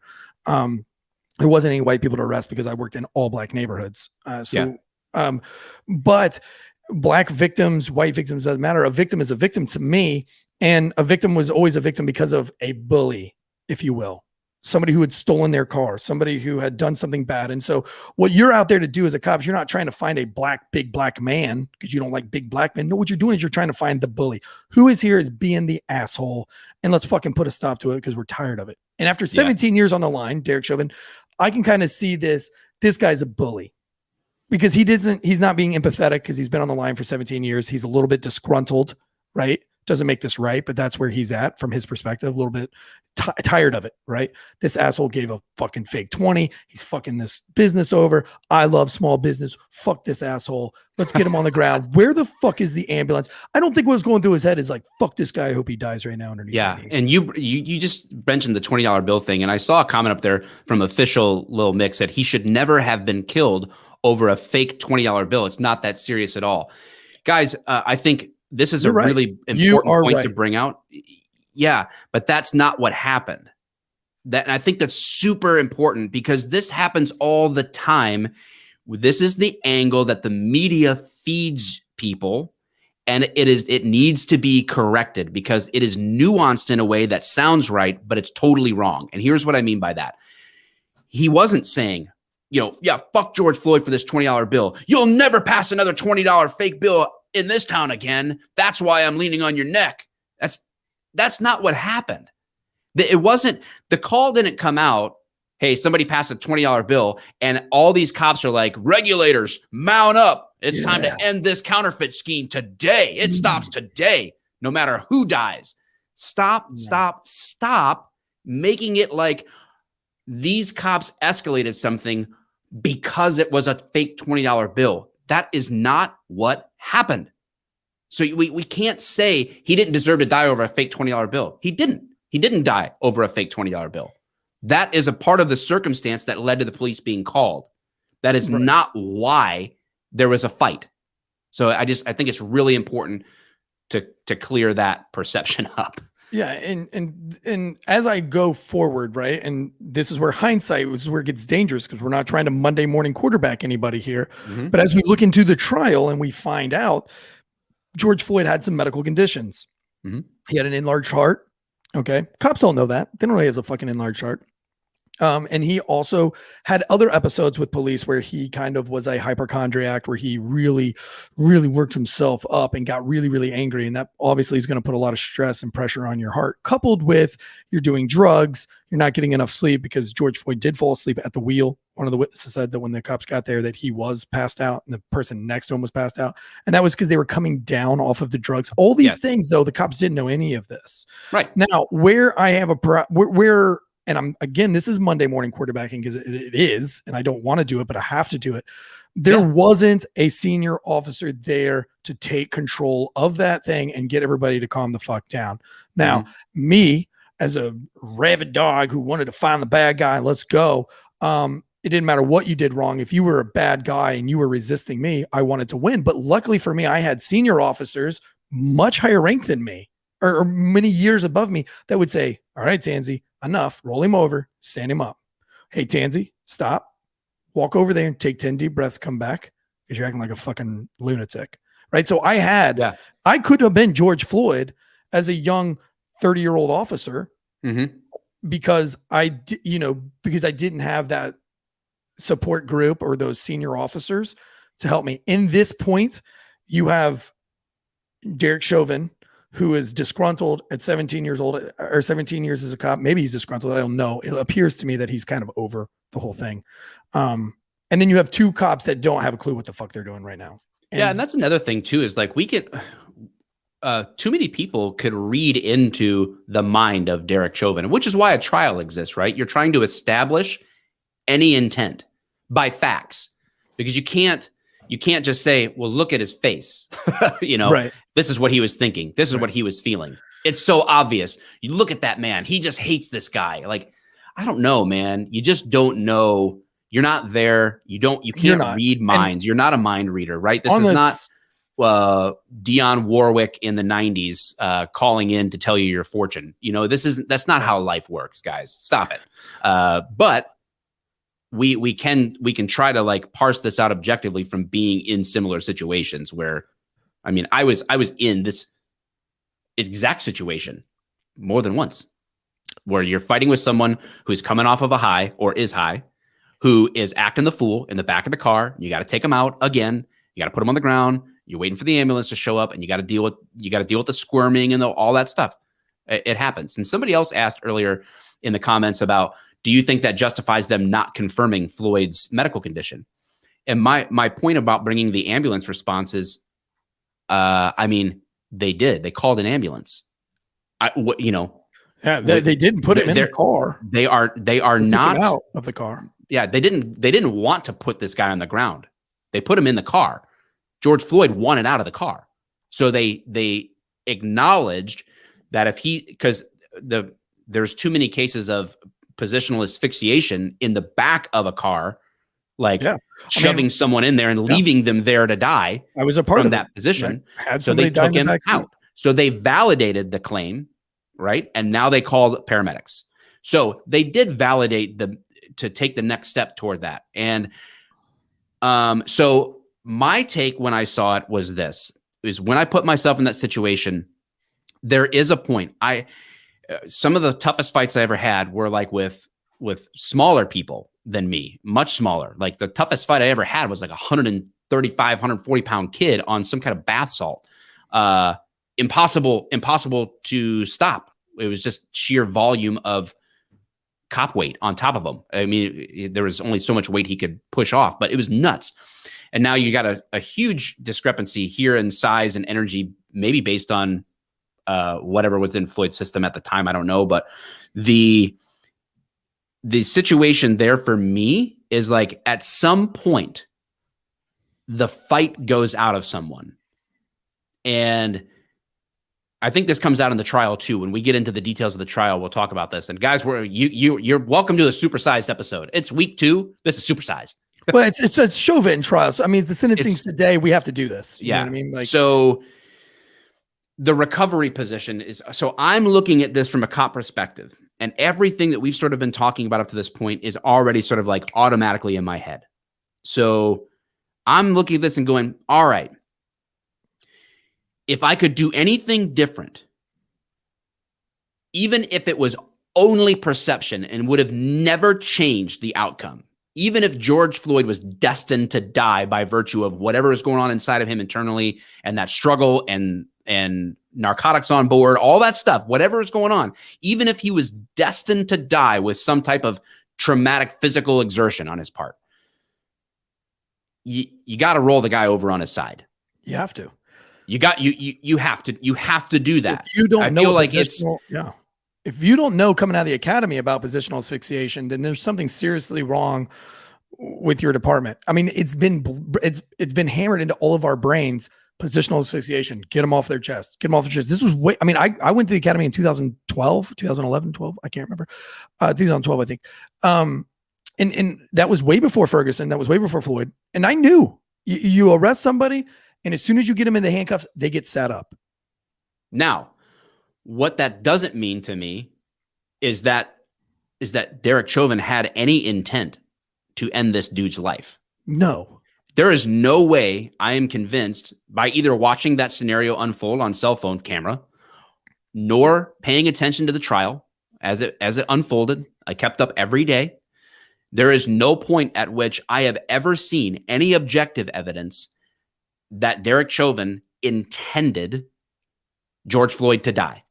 However, I think that my original opinion, which is informed, hopefully you see that our opinions are informed, is that because of the fact that he failed to put this guy in what's called the recovery position and try to ease up the struggle and, like Tansy, you said, de-escalate the situation, that's going to make him complicit on some level in his death, legally speaking. Sure. I saw that coming from that moment. That didn't mean that Derek Chauvin is an evil human being.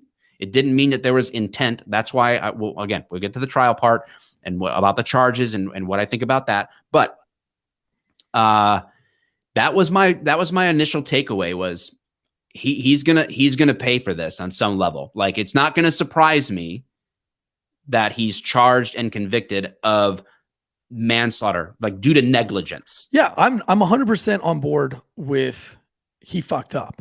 Okay. Where racism came in, and guys, for the citizens that aren't over us right now and that don't want to hear our perspective, let me be very clear with you.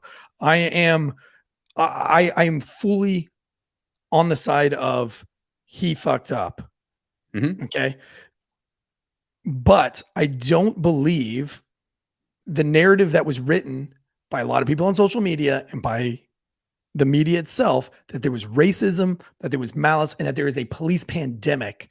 Right. I also at the same time feel that all you police officers that were trying to speak the language of the citizens and trying to fight back, I think you were also wrong, because it is not your job. And when these departments were taking knees, when they were putting their fist up in solidarity, that is not your job as a police department to do that. Nope. Because disgusting. I hate it. You're the sheepdog, and I hate to use this, but you're the sheepdog. Wow. And there's, I know, but if you look at it in real life, a real life sheepdog does protect real life sheep, right? And that sheep will never be able to speak the same language as that sheepdog. So when a sheep veers off and the dog bites him, all that sheep knows is that this fucking asshole keeps biting me whenever I do this, and he sucks. That sheep has no idea that there's lions and tigers and wolves because he's never seen one. But he doesn't understand that at night, the sheepdog is venturing out while all the sheep are sleeping out into the woods and scaring off the coyotes and scaring off the wolves and doing all these things. Right. But a sheepdog cannot physically talk to a sheep. It just can't happen. And so when a police department is trying to speak the language of citizens, it's never a good idea. Your job is to shut the fuck up, show up, and do a great job at work and be the person that you are. Serve and protect. We all know that this narrative is bullshit. You know it. You should be smart enough to know that the news is always going to get it fucking wrong. You show up and you be a good person and you lead by example, and it doesn't matter what everybody else around you thinks of you. You just show up, you save lives, you serve, you fucking protect, you go home to your family. And that's community policing at its core. You protect the community, and that's your job, right? Like it's built in to protect the innocent and the weak. That your job out there is to go enforce the law in such a way is that it's protective of those who are innocent. And that's community policing at its finest, is when cops are out there catching the bad guy and handling it. And I agree that the perception that was coming out of that was just reading in what's going on. And that's why I mentioned, like, my situation, you're reading in a political climate into a situation and automatically asserting it and applying it to Derek Chauvin where it doesn't belong. There was no evidence of race. You have 4 different races of cops on scene. You've got There was no concerted effort. This wasn't a KKK meeting at the Stop and Stab, like this is not what happened. And so, yes, do I think there was some negligence there? Yes, I do. I have to be honest and say, you know what? I would have handled it differently. It's virtually universal that the cops that I've had a conversation with go, I understand what led to this, and I understand being in that circumstance, but you just can't be in that same position for that long. You just can't do it. You can't. You've got to make a change. And even if it wouldn't have changed the outcome, you have to make a change. So the question is, why wasn't there? And I have some thoughts on that, but what were you going to say? No, I was just saying, I don't know what possessed him to do that or to keep himself there. And I'll never know because I wasn't there and I couldn't feel the resistance. Correct. Only thing that I can make sense in my own brain with this is that Chauvin was just fed up with the bullshit. And being on the line for 17 years, Mike, why is this guy still on the line in 17 years? Why is he not doing some other job, doing detective work, doing investigations, doing community policing? I think any man would go crazy in 17 years working in the inner city, in my own opinion. Yeah. It definitely, I think colors the situation in terms of like, this is part and parcel of the day to day. Right. Yeah. So we on the outside, and by we, I mean people with no police experience, guys, you gotta remember that a traumatic incident, we've talked about several just in this podcast. Imagine seeing someone's brain splattered all over like ramen noodles, right? Like, that is someone's like worst day. Yeah. And for cops, you might see something like that more than once in a day. Yeah, absolutely. So you're talking about this cumulative effect. And so when everyone else, understandably, compassion, right? Like, and that's a great quality to have. Like, you have compassion for your fellow man.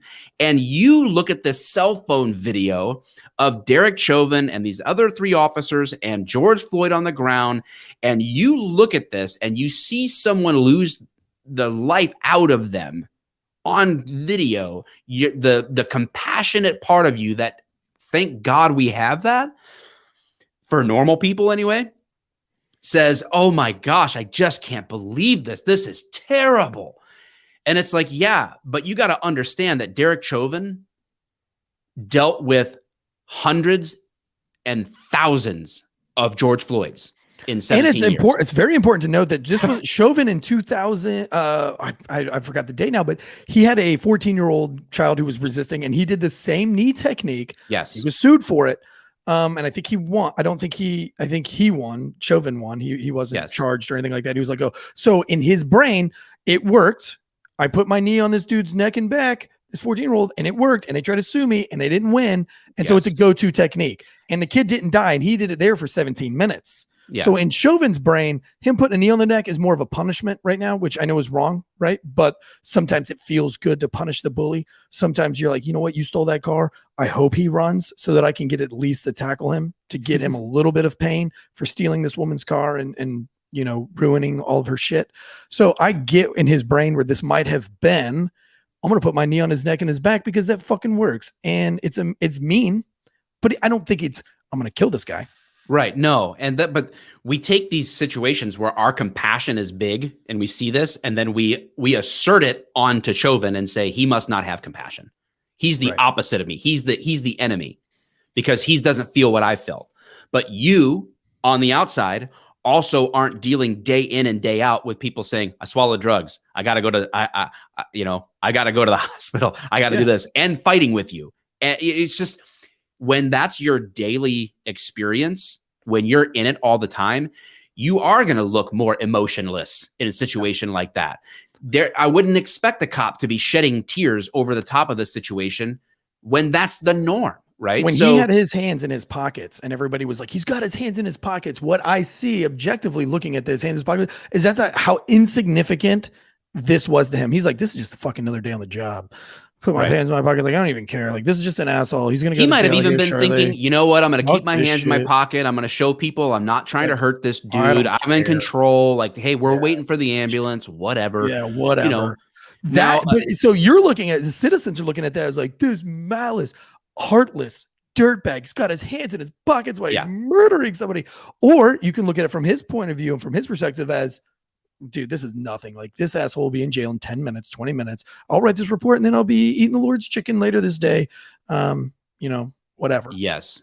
And here's one thing that people also, again, there's so much more than meets the eye. It's never that simple. So there was a perfect storm. I already mentioned to you guys. Now, again, when big things like this happen, I try to go the extra mile to like investigate for myself kind of what's really going on before I say anything about things. I'm not perfect at that. I'm definitely not perfect at that. I fall into the same trap of like quick spouting off an opinion that's uninformed based on a perception that ends up being wrong. I happily admit that. Like, that's just part of the human experience. Probably I'm guilty of it. But I took the extra time to look into this, and really, to me, the George Floyd situation is a perfect storm. And I'll tell you where I think the pieces are. You have the healthcare system that I already mentioned that had made the changes in their system that impacted city policy, which is being forced upon, you know, from the chief down on the administrative side of things, the police department, that there's this back and forth happening about how to handle this incessant everyday problem with people that are committing crimes and then crying wolf, basically, that they're having to deal with.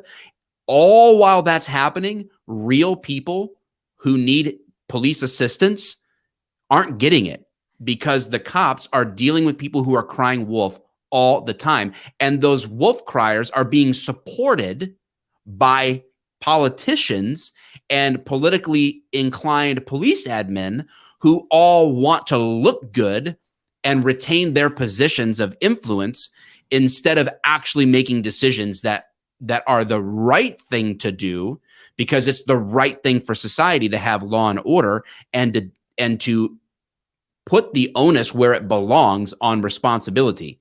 So that is happening. Then you've got a waning, weak leadership in the city and the police department who this defund movement, like this whole concept of continuing to cut funding in Minneapolis is a hotbed for leftism, guys. And they were ahead of the curve on defunding. They had reduced police budget for defensive tactics down to what amounted to literally minutes per year per officer. And they absolutely learned this technique. That came out in the trial. Yeah. This knee on the back technique was taught to Minneapolis PD. He followed their training, their defensive tactics, minus the recovery position. But here's the thing, guys. If you learned something in 15, 20 minutes in a group setting for defensive tactics once a year, and you're only getting that much, do you think you remember everything? Does it all come together?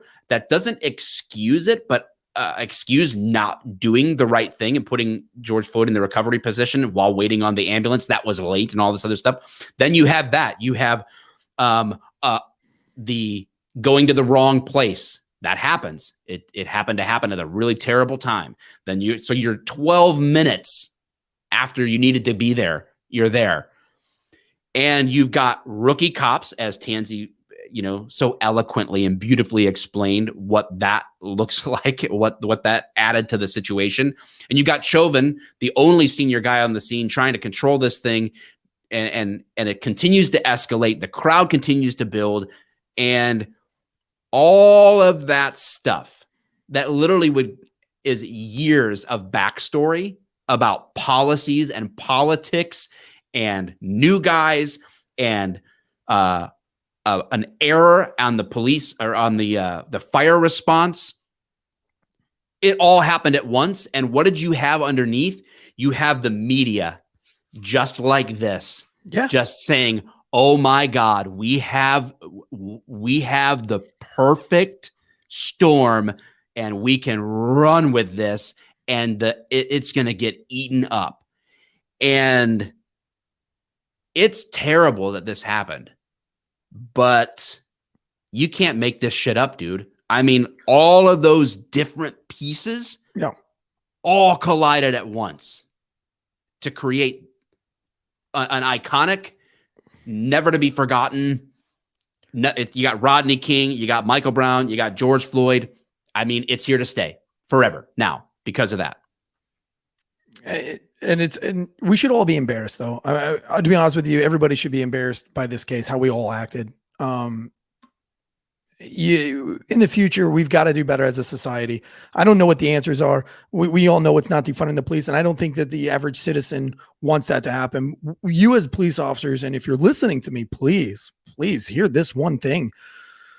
Get off of the social webs. Nobody wants to hear your opinion, and your opinion is only going to divide you from the citizens. You have to wake up every day and say, how am I going to prove the citizens wrong? How do I prove to them that I'm the man that they want me to be? A hero doesn't say, you're a piece of shit, you don't understand what I'm saying, fuck you. No, a real hero says, I don't care what you think of me. I don't care what you say about me. I'm going to wake up and I'm going to do the right thing every day, regardless.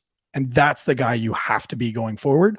Preach. And you Yeah, have to make good decisions and not be just as emotional as everybody else. You cannot police on emotions and say, well, I can't do this job because I can't do it safely. No, you can. You can't. Dejour Mercer proved to you that you can. He got in a foot chase. He got in a foot chase. He was shot at. He shot and killed somebody. He went through the legal process. He made it out alive. He did the right thing, and he was humble, and he wasn't out, saying things to bury himself. And so many officers are getting into these things, and they're coming out on top. Keep your mouth shut. Keep your head down. Do the right thing. It's a good moment in this conversation too, to just encourage cops. And wherever you hear this, and you know what, like maybe if you're a cop and you've already tuned us out because we've kind of said, hey, there's some responsibility here about the response in this situation. There is responsibility there, I believe. And I believe it's based on fact. I don't believe it's just my feelings or opinion talking.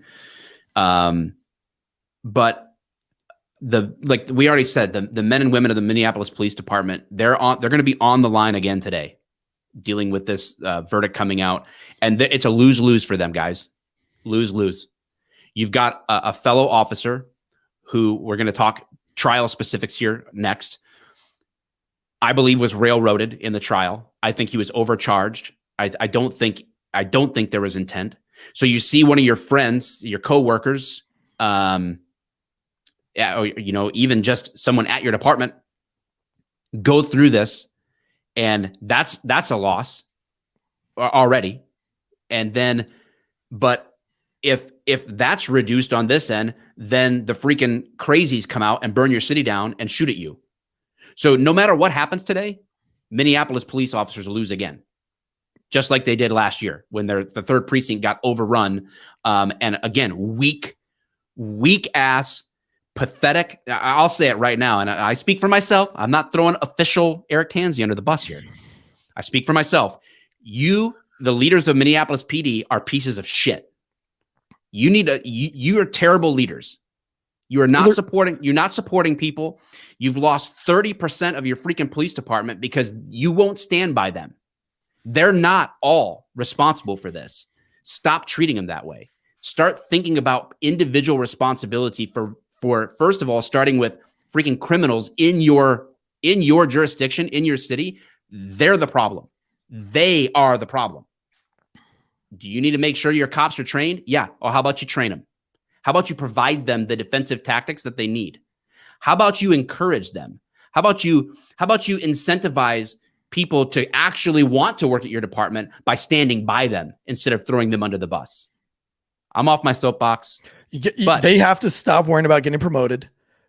If you stand by the police, I'm not going to get promoted. And we say all politicians are cunts. Go to Drinking Bros, go to the shop, buy the shirt, defund politicians. Listen, when you get to a certain rank in a department, you become a politician. And it sucks because no good cop makes it past major. It just doesn't happen. Matter of fact, if you are a good cop and you make it a major, you quickly find your way back down to captain, because that is the cutoff. Once you make major, you start moving up to deputy chief. You are there to serve and protect the social justice warriors so that you can continue promoting up that wheel. And when you retire, you can become a politician yourself. That's what happens at that rank. Yep. It's a plague. It's very common. We're just shooting it straight here, guys. Politicians are pieces of shit. All of the politicians, for those of you out there who fucking are because I'm pro cop, because I'm pro Trump, and I'm pro this because I'm pro Biden. Well, one, don't be pro any of these assholes because they're all pieces of shit. Like, none of them give two fucks about you. They've all lied and cheated and stolen their way to the top. You cannot make it that far in life. You don't get that far. You don't get that far because burning fucking shit you didn't down. do something. Yes. Going. So, fuck your politicians. And that comes from us seeing it firsthand. Yes. And that's Eric Right? Tansy official. Fucking. Yeah. So guys, I just want to encourage you. If you are a cop, man, you have our respect, especially in Minneapolis today. We have your back. We stand with you. We know what this is about, and we get it. And if you're in that fight, no matter what city you're in, hey, we want to say these things because we want to be a voice that maybe you can't have right now. And that's one of the motivators for doing this show in the first place is being able to do that. So let's jump into the trial part. 30,000 foot view. Did anything in the trial change your opinion? Yeah, I thought about anything. I thought before pre-trial, I said this was an overdose and everything else was out the window. It didn't matter about the foot on the neck. It didn't matter about all the stuff that we have talked about already. I didn't think any of that mattered because it was an overdose. What I learned from the trial is it was not an overdose. There wasn't enough fentanyl or methamphetamines in his system or alcohol to create this as an overdose. This was positional asphyxiation. There were 4 medical doctors who played it out pretty good. Now, there were some outside doctors that CNN used.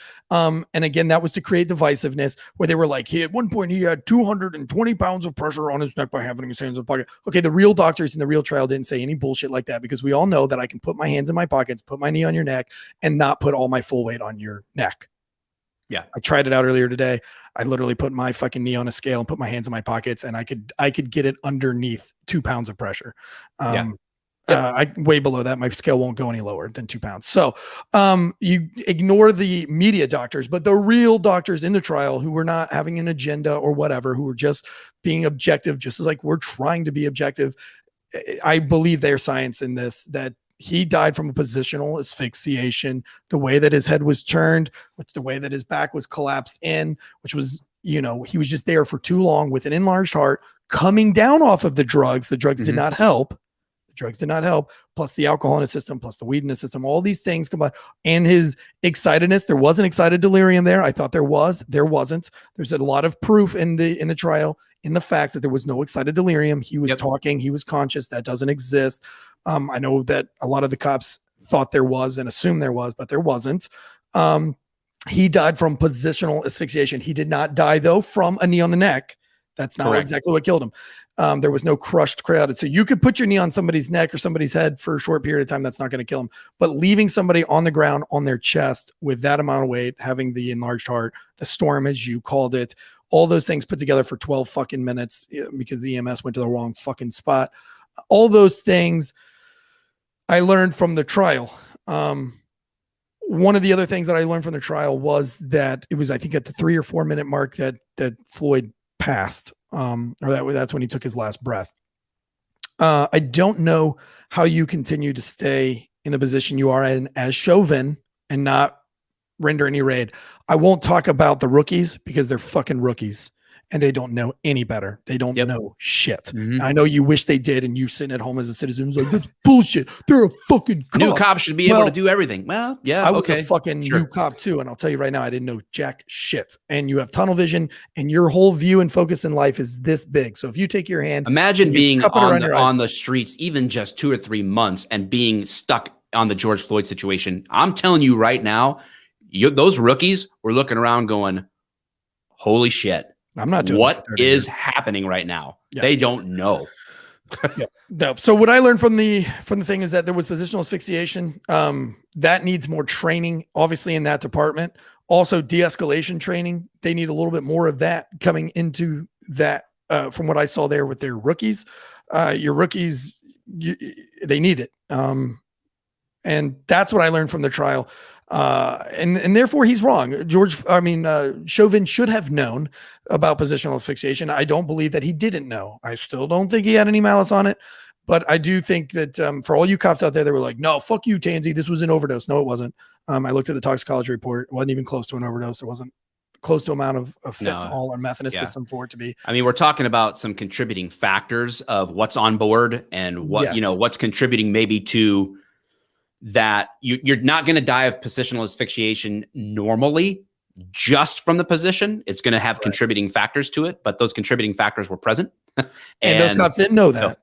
Yeah. Those cops didn't know that. So in hindsight, we can't just say like they should have known. They did not know that he had an enlarged heart, and they did not know that all those factors. They didn't know that. So you can't blame them for not knowing, but at the same time, you can blame Chauvin for not getting this guy the help that he needed when he needed the help. From my perspective, what the main things I walked away with from the trial, first of all, was that what came out about the use of force in particular, I thought was really telling. First of all, his knee wasn't on George Floyd's neck most of the time.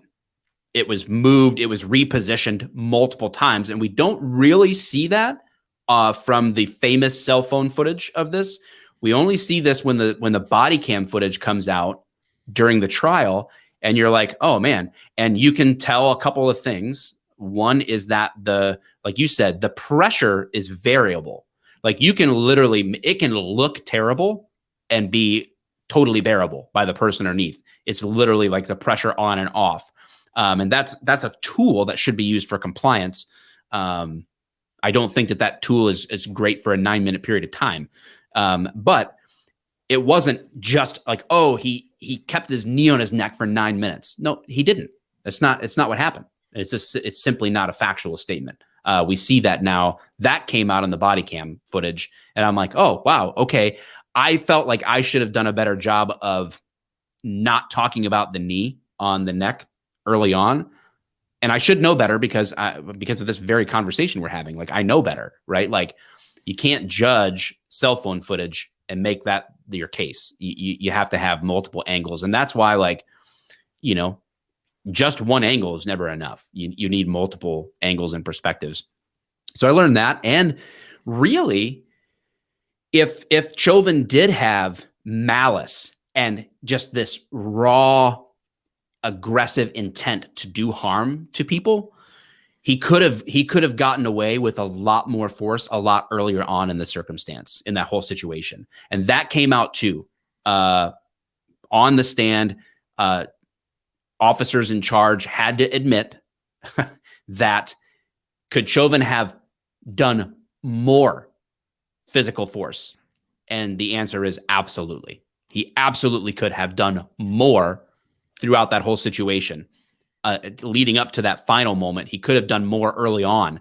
Taser, impact weapons, other things that could have been done that he didn't. He literally just struggled long enough to get him into the cuffs and got him into the back of the car. He actually didn't do what he could have done legally or within policy. And that was something I didn't really realize either, because I don't know Minneapolis policy. Again, that's why we all just cannot come out with all these emotions, flopping around, flailing like idiots, cops and citizens, when we don't know all the facts. Yep. So the other perspective that comes out from a principle for me for the trial is the whole thing is problematic for a fair trial. I don't believe that the trial was fair. And here's why. Point number one is that the prosecution has like this 15-man team, and Chauvin gets one. Like you've got a team of attorneys with an agenda that is politically motivated. because somebody has to pay for this, right? Somebody has to be the sacrificial lamb, the scapegoat, or what. The scapegoat is a better terminology. Like, we're sending you out. You're the problem. No one wants to look at why is there a drug infestation problem here? No one wants to say, why are the police not being given all of the training that they deserve in working in that kind of community? On the physical side or the de-escalation side, the verbal side, any of that, why aren't they being equipped the way that they need to be? Not because they don't want to be, because the politically driven leadership is not giving it to them, while the politics in general over on here for city admin are also driven toward that. No one wants to address the real problem. They want a scapegoat because that's easy. Just send them out. And we can blame somebody and everybody feels better because we identified the blame. And it's a way for them to shift it from where it really belongs. That's the starting point of this trial. And that makes it problematic from the very beginning. And then so you have this team of people representing the political ideology, and you got Derek Chauvin, who gets one attorney because, I mean, he's living on a cop salary. It's not like he's loaded and can hire a bunch of high profile attorneys to defend him. So that's a problem. Then while they're selecting the jury, I don't know if you saw this, Tansy, when this happened, the city announces its $27 million settlement with the family. Right in the middle of jury selection. That threw a wrench in everything. Yeah. So everybody in the trial already sees this taint of guilt there. Yep. And it's just... and then you have the charges. My concern when I saw the charge of second-degree murder coming in, I'm like, dude, the city's going to burn even worse now because there's no way. There's no way they can get that. They're overcharged them, and I'm like, what the heck? I think they knew from the beginning that they were going to get it, and I think that there's no way, because that wouldn't happen in real life. You wouldn't get second-degree murder. I think they'd already known that, like, hey man, don't worry. Whatever you charge this motherfucker with, he's going to jail because this shit ain't going to burn down again. There's just too much. And especially the way that jury came back with the deliberation so quickly, where there wasn't just any question. There's no doubt in my mind that there was some kind of... I follow that trial every day. And every day I was more and more impressed with how the defense attorney, Chauvin's attorney, was able to actually get the prosecution witnesses to say things in their favor that took away the intent. Right. And I'm like, every day I'm like, man, this is getting worse and worse for the city of Minneapolis because it's going to burn. When this guy gets found not guilty because he's overcharged, this place is going to be a wreck. Yeah. It's going to be worse than the first go round. And when they came back with that verdict, I was like, oh, wow, this is a big moment, because this is an example to me of the courts becoming the political whipping boy. I cannot look at this objectively and think that was a fair trial. No way. I do not think, based on just those three things alone, I do not think it was a fair trial. It wasn't a fair trial in that sense. And especially when you had, was it Maxine Waters coming out and saying what she had to say about the trial? Exactly. Yep. The amount of warnings that the judge had to give about not bringing certain things up. I've never seen that in a trial. In my training and experience, if you were on trial, if you said something that was not supposed to be said, I mean, you were scorned pretty heavily by the judge. And that was like, that won't happen again. They requested a delay, a change of location. And the judge is like, nope, because no matter what we do, the media is here to stay. It's like, yeah, but we have a man's life in our hands here. Like, and again, it's like, yeah, well, George Floyd lost his life. Yes. But attributing intent to someone who didn't intend it and making him suffer for that, that level doesn't solve that. It doesn't make things objectively fair, the right approach. This is the cornerstone of our justice system. It's supposed to be justice, right? Blind. We should be objective in that. But instead, when this happens when you get into the police world and you realize, oh shit, politicians are everywhere. It's a real thing. This sucks. Yeah. You know? And it is. I guess it is what it is, but we have to be able to call it out. And so I don't know. We've been going 2 hours. What do you think's going to happen? We got the sentencing coming up in about 2 hours. Let's start with this. What do you think the sentencing should be? This is the problem is now he's being sentenced for a crime I don't think he was guilty of. So I don't know. You know what I'm saying? Like, what's it? Right. 25 years he could get? I think he can get a lot more than that. What can somebody look? Underpaid, non-paid producer, whatever you are. I don't know. Andy, what's the possible sentence here? Maybe you guys in the comments know. And if you're listening to this back, guys, we go live on YouTube, Mike the Cop's YouTube channel. And why am I talking about myself in the third person? I'm like Bob Dole. Bob Dole is running for president. Bob Dole. I'm going to stab myself with a pencil.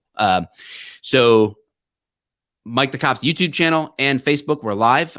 So when we reference people in the comments, that's what we're talking about, because we're seeing a stream of comments as people are watching. Second-degree murder, right? Second-degree murder. Yeah. So I have, for a first-time offender who has committed second-degree murder, sentencing guidelines recommend 150 months or 12 and a half years in prison. Okay. Prosecutors asked that Chauvin be given more severe prison sentence because of the aggravating factors in Floyd's death. I don't think there's aggravating factors there, including that Chauvin's abuse of his authority as a police officer and the crime was committed in the presence of children. Now, with those aggravating factors, and I talked to a citizen about this yesterday, this exact thing, where she says that cops should always be held to a higher standard and be charged more than the regular citizen. And I argued, no, well, then in that case, you would have to do the same thing to priests, teachers, doctors, politicians. Yeah, I mean, that line is not something you want to you're saying that a cop, and she's like, no, but a cop should know better than all of them. Well, then if a cop is supposed to know better than a politician, a teacher, a fucking doctor, then pay us more. And why aren't we running the country? Pay us more money, baby. Yeah. So my take on this, I think what would be fair, because of his lack of judgment, is you sentence him to 5 years. He does 2 and does 3 on supervised probation. So it's a 5-year sentence. He does 2 in prison and he does 3 years on supervised probation, or you mix that up. You do 3 years in prison, 2 years on supervised probation. That's what I think. If I'm sentencing this guy, I'm only based on the trial. Okay. So based on that, again, they overcharged him, they overconvicted him, I believe, and I think that I think that there was a bunch of factors. I hope. I mean, there's an appeal process going on, right? Like, so I hope that appeal process can shift some of that fairness back into his defense. But yeah, I mean, I'm thinking like that sort of like 3 to 5 years that you would normally expect for a negligent homicide. Yeah. That you would normally expect, and you serve part of that. And then obviously, like, I mean, I've seen people not serve any time for stabbing other human beings. So like, right. Let alone this, like, yeah, he's a cop. I get it. He's in a position of authority, but he's also, you know, this is the world we live in. So we have to objectively look at the charge. Him being a cop doesn't enhance the charge. No, and it can't, because that's not written in our that's not written. Yeah, that's not the way. The law shouldn't work that way. It doesn't say like, oh, well, you're a cop. You know, if a cop gets in a DUI and kills somebody, he's not charged more because he's a cop. I don't think. AJ is asking, and guys, thanks for the super chats throughout here on YouTube. Like, we appreciate that. Like, obviously, we're knee deep in this story. We're not going to be able to, you know, Andy, if he didn't put your comment up, he sucks. Blame the producer. I'll fire him if you want. If we have enough people that vote for him to be fired, I'll do it right now. But AJ says, what will life be like for him in prison? I mean, well, let's see. I don't know. It's probably going to depend on the prison, and probably depends on whether or not he can be in some type of segregated population for his safety. I don't know. I think I would. I think what's going to come out of this, my prediction is, putting this on mybookie.com, I'm saying 15 years is what he's going to get. Man. I wouldn't, if he gets less than 15 years, I'll be shocked. I think he should get 5. I don't think he's going to get less than 15. Yeah, it's tough, man. It's tough. It's tough to see because and I think the part that's tough for us is the politics are going to rule this. There's no way that city can give him less than 15 years. They don't want that shit to get burned down to the ground, even though it shouldn't be about the city. It should be about justice and the justice system. So my true hope is that if he is given a heavy sentence, is that there's a point at which it calms down and he can actually get out of the incarceration phase of that and be at least somewhere enjoying what life he doesn't have anymore. I don't know. This just sucks. It just sucks. It's terrible because we understand he has to be held accountable on some level for what we believe was some type of negligence in that situation. But at the same time, it's like, gosh, there's so many other factors at play. Again, it's a perfect storm and it's a scapegoat. So I think he needs to be held responsible, but we're making him too responsible in terms of how we're handling this. And we're doing that from society's standpoint to make ourselves feel better. And it just makes me sick to my stomach to think about that. It's not just even about Derek Chauvin anymore. It's about people like him, not even that are cops, anybody that gets caught up in type of this political perception world and becomes a victim of it. And we're all losing. We're all losing when society is losing. Look, crime rates are all up all over the United States because of this. I mean, you've got officers leaving in groves because of this.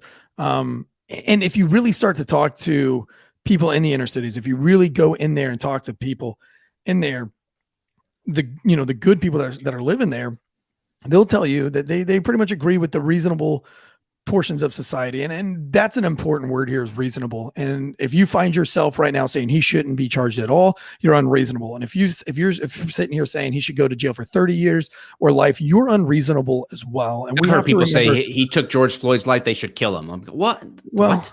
No, and we can't get caught up in the nuances of these dum-dums that are all over the United States. Like you're going to have dum-dums that are like, well, he didn't do nothing wrong, man. He fucking, he was good and he should have put his knee further on his neck. Well, that's a dum-dum. We don't need to listen to him. And then you got the people that are like, he's a fucking murderer. Fuck that asshole. He should go to jail for the rest of his life. That is also a dum-dum. Let's not try to have conversations with dum-dums. Don't be a dum-dum. Don't be a dum-dum. So let's just stay reasonable.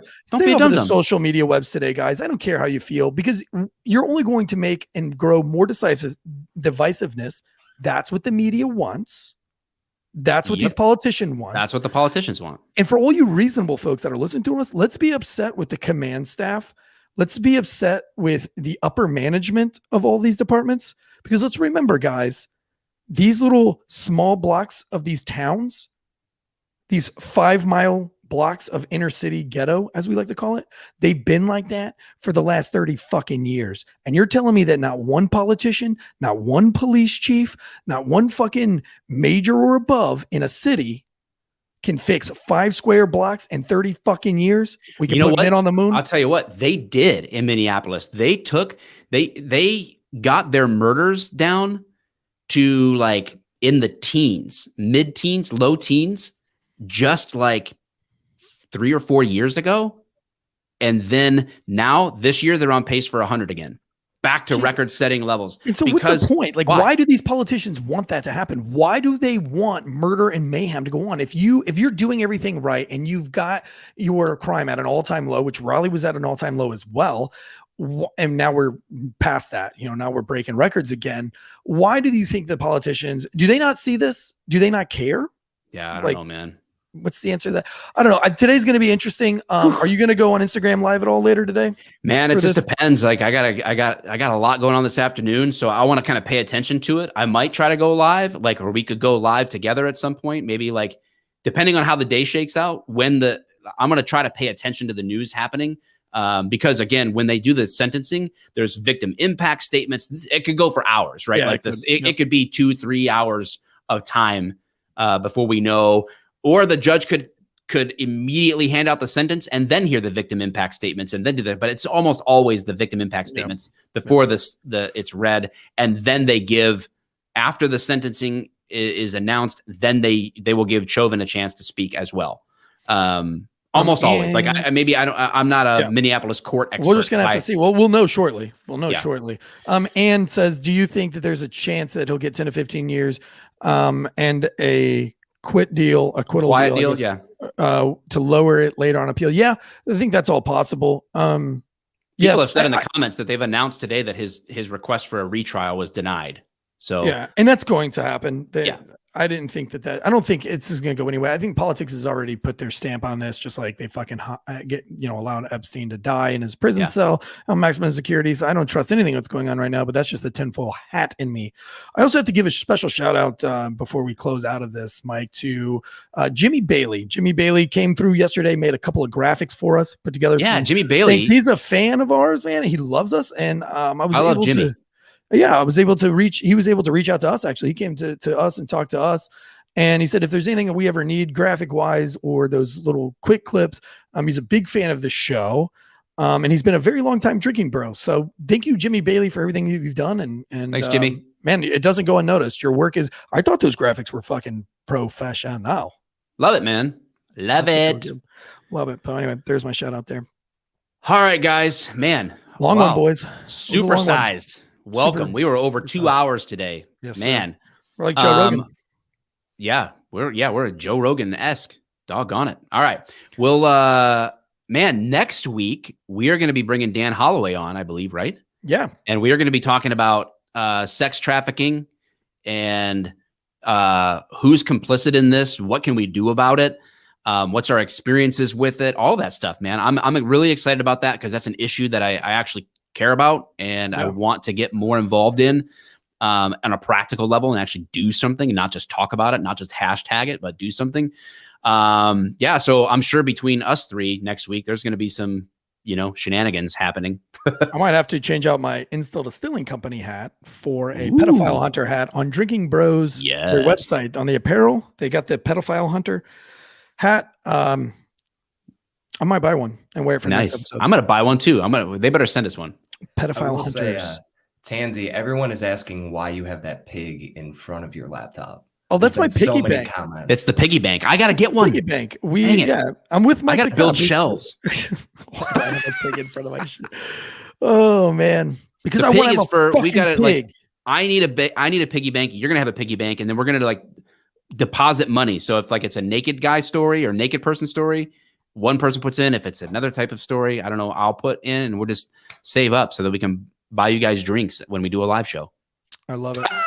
We've got some crazy shit coming down the pipe too. Me and Mike, we're going to be on the road a little bit coming in the fall. We're going to be visiting some of these towns. Yeah, man, we're going to go take the show on the road, live streams. Next, I got to get down to Raleigh ASAP. Yeah, we'll do some Raleigh, or probably going to do DC for Cop Week. So if you haven't heard, Police Week is the October 14th through the 17th, I believe, something like that. Something like 13th that. To 17th. So we might be down there for that. Who knows, guys? But hit us up, man. Remember, give us that 5-star review. Write us some comments. Yes. Follow us everywhere. Hit that subscribe button on YouTube, guys. Very, very, very important that you hit that subscribe button on YouTube. Follow wherever you're listening. If you listen to this back, iTunes is the king of rankings and drives everything in the podcast world. So go drop that review. We've got to beat out these, the Demi Lovato's and the Sarasota. Mike Rowe. We were ahead of him for a little bit. Yes, we were. So I love Mike Rowe, but I want to give us that download. It's on iTunes. It's that little arrow. With a stick. Just click on that arrow, download it, and let's go, baby. Fucking diamond hands, laser eyes, Harambe strong, failure to stop, to the fucking moon. To the moon, baby. Guns up. Giddy up. Till next time. Cheers.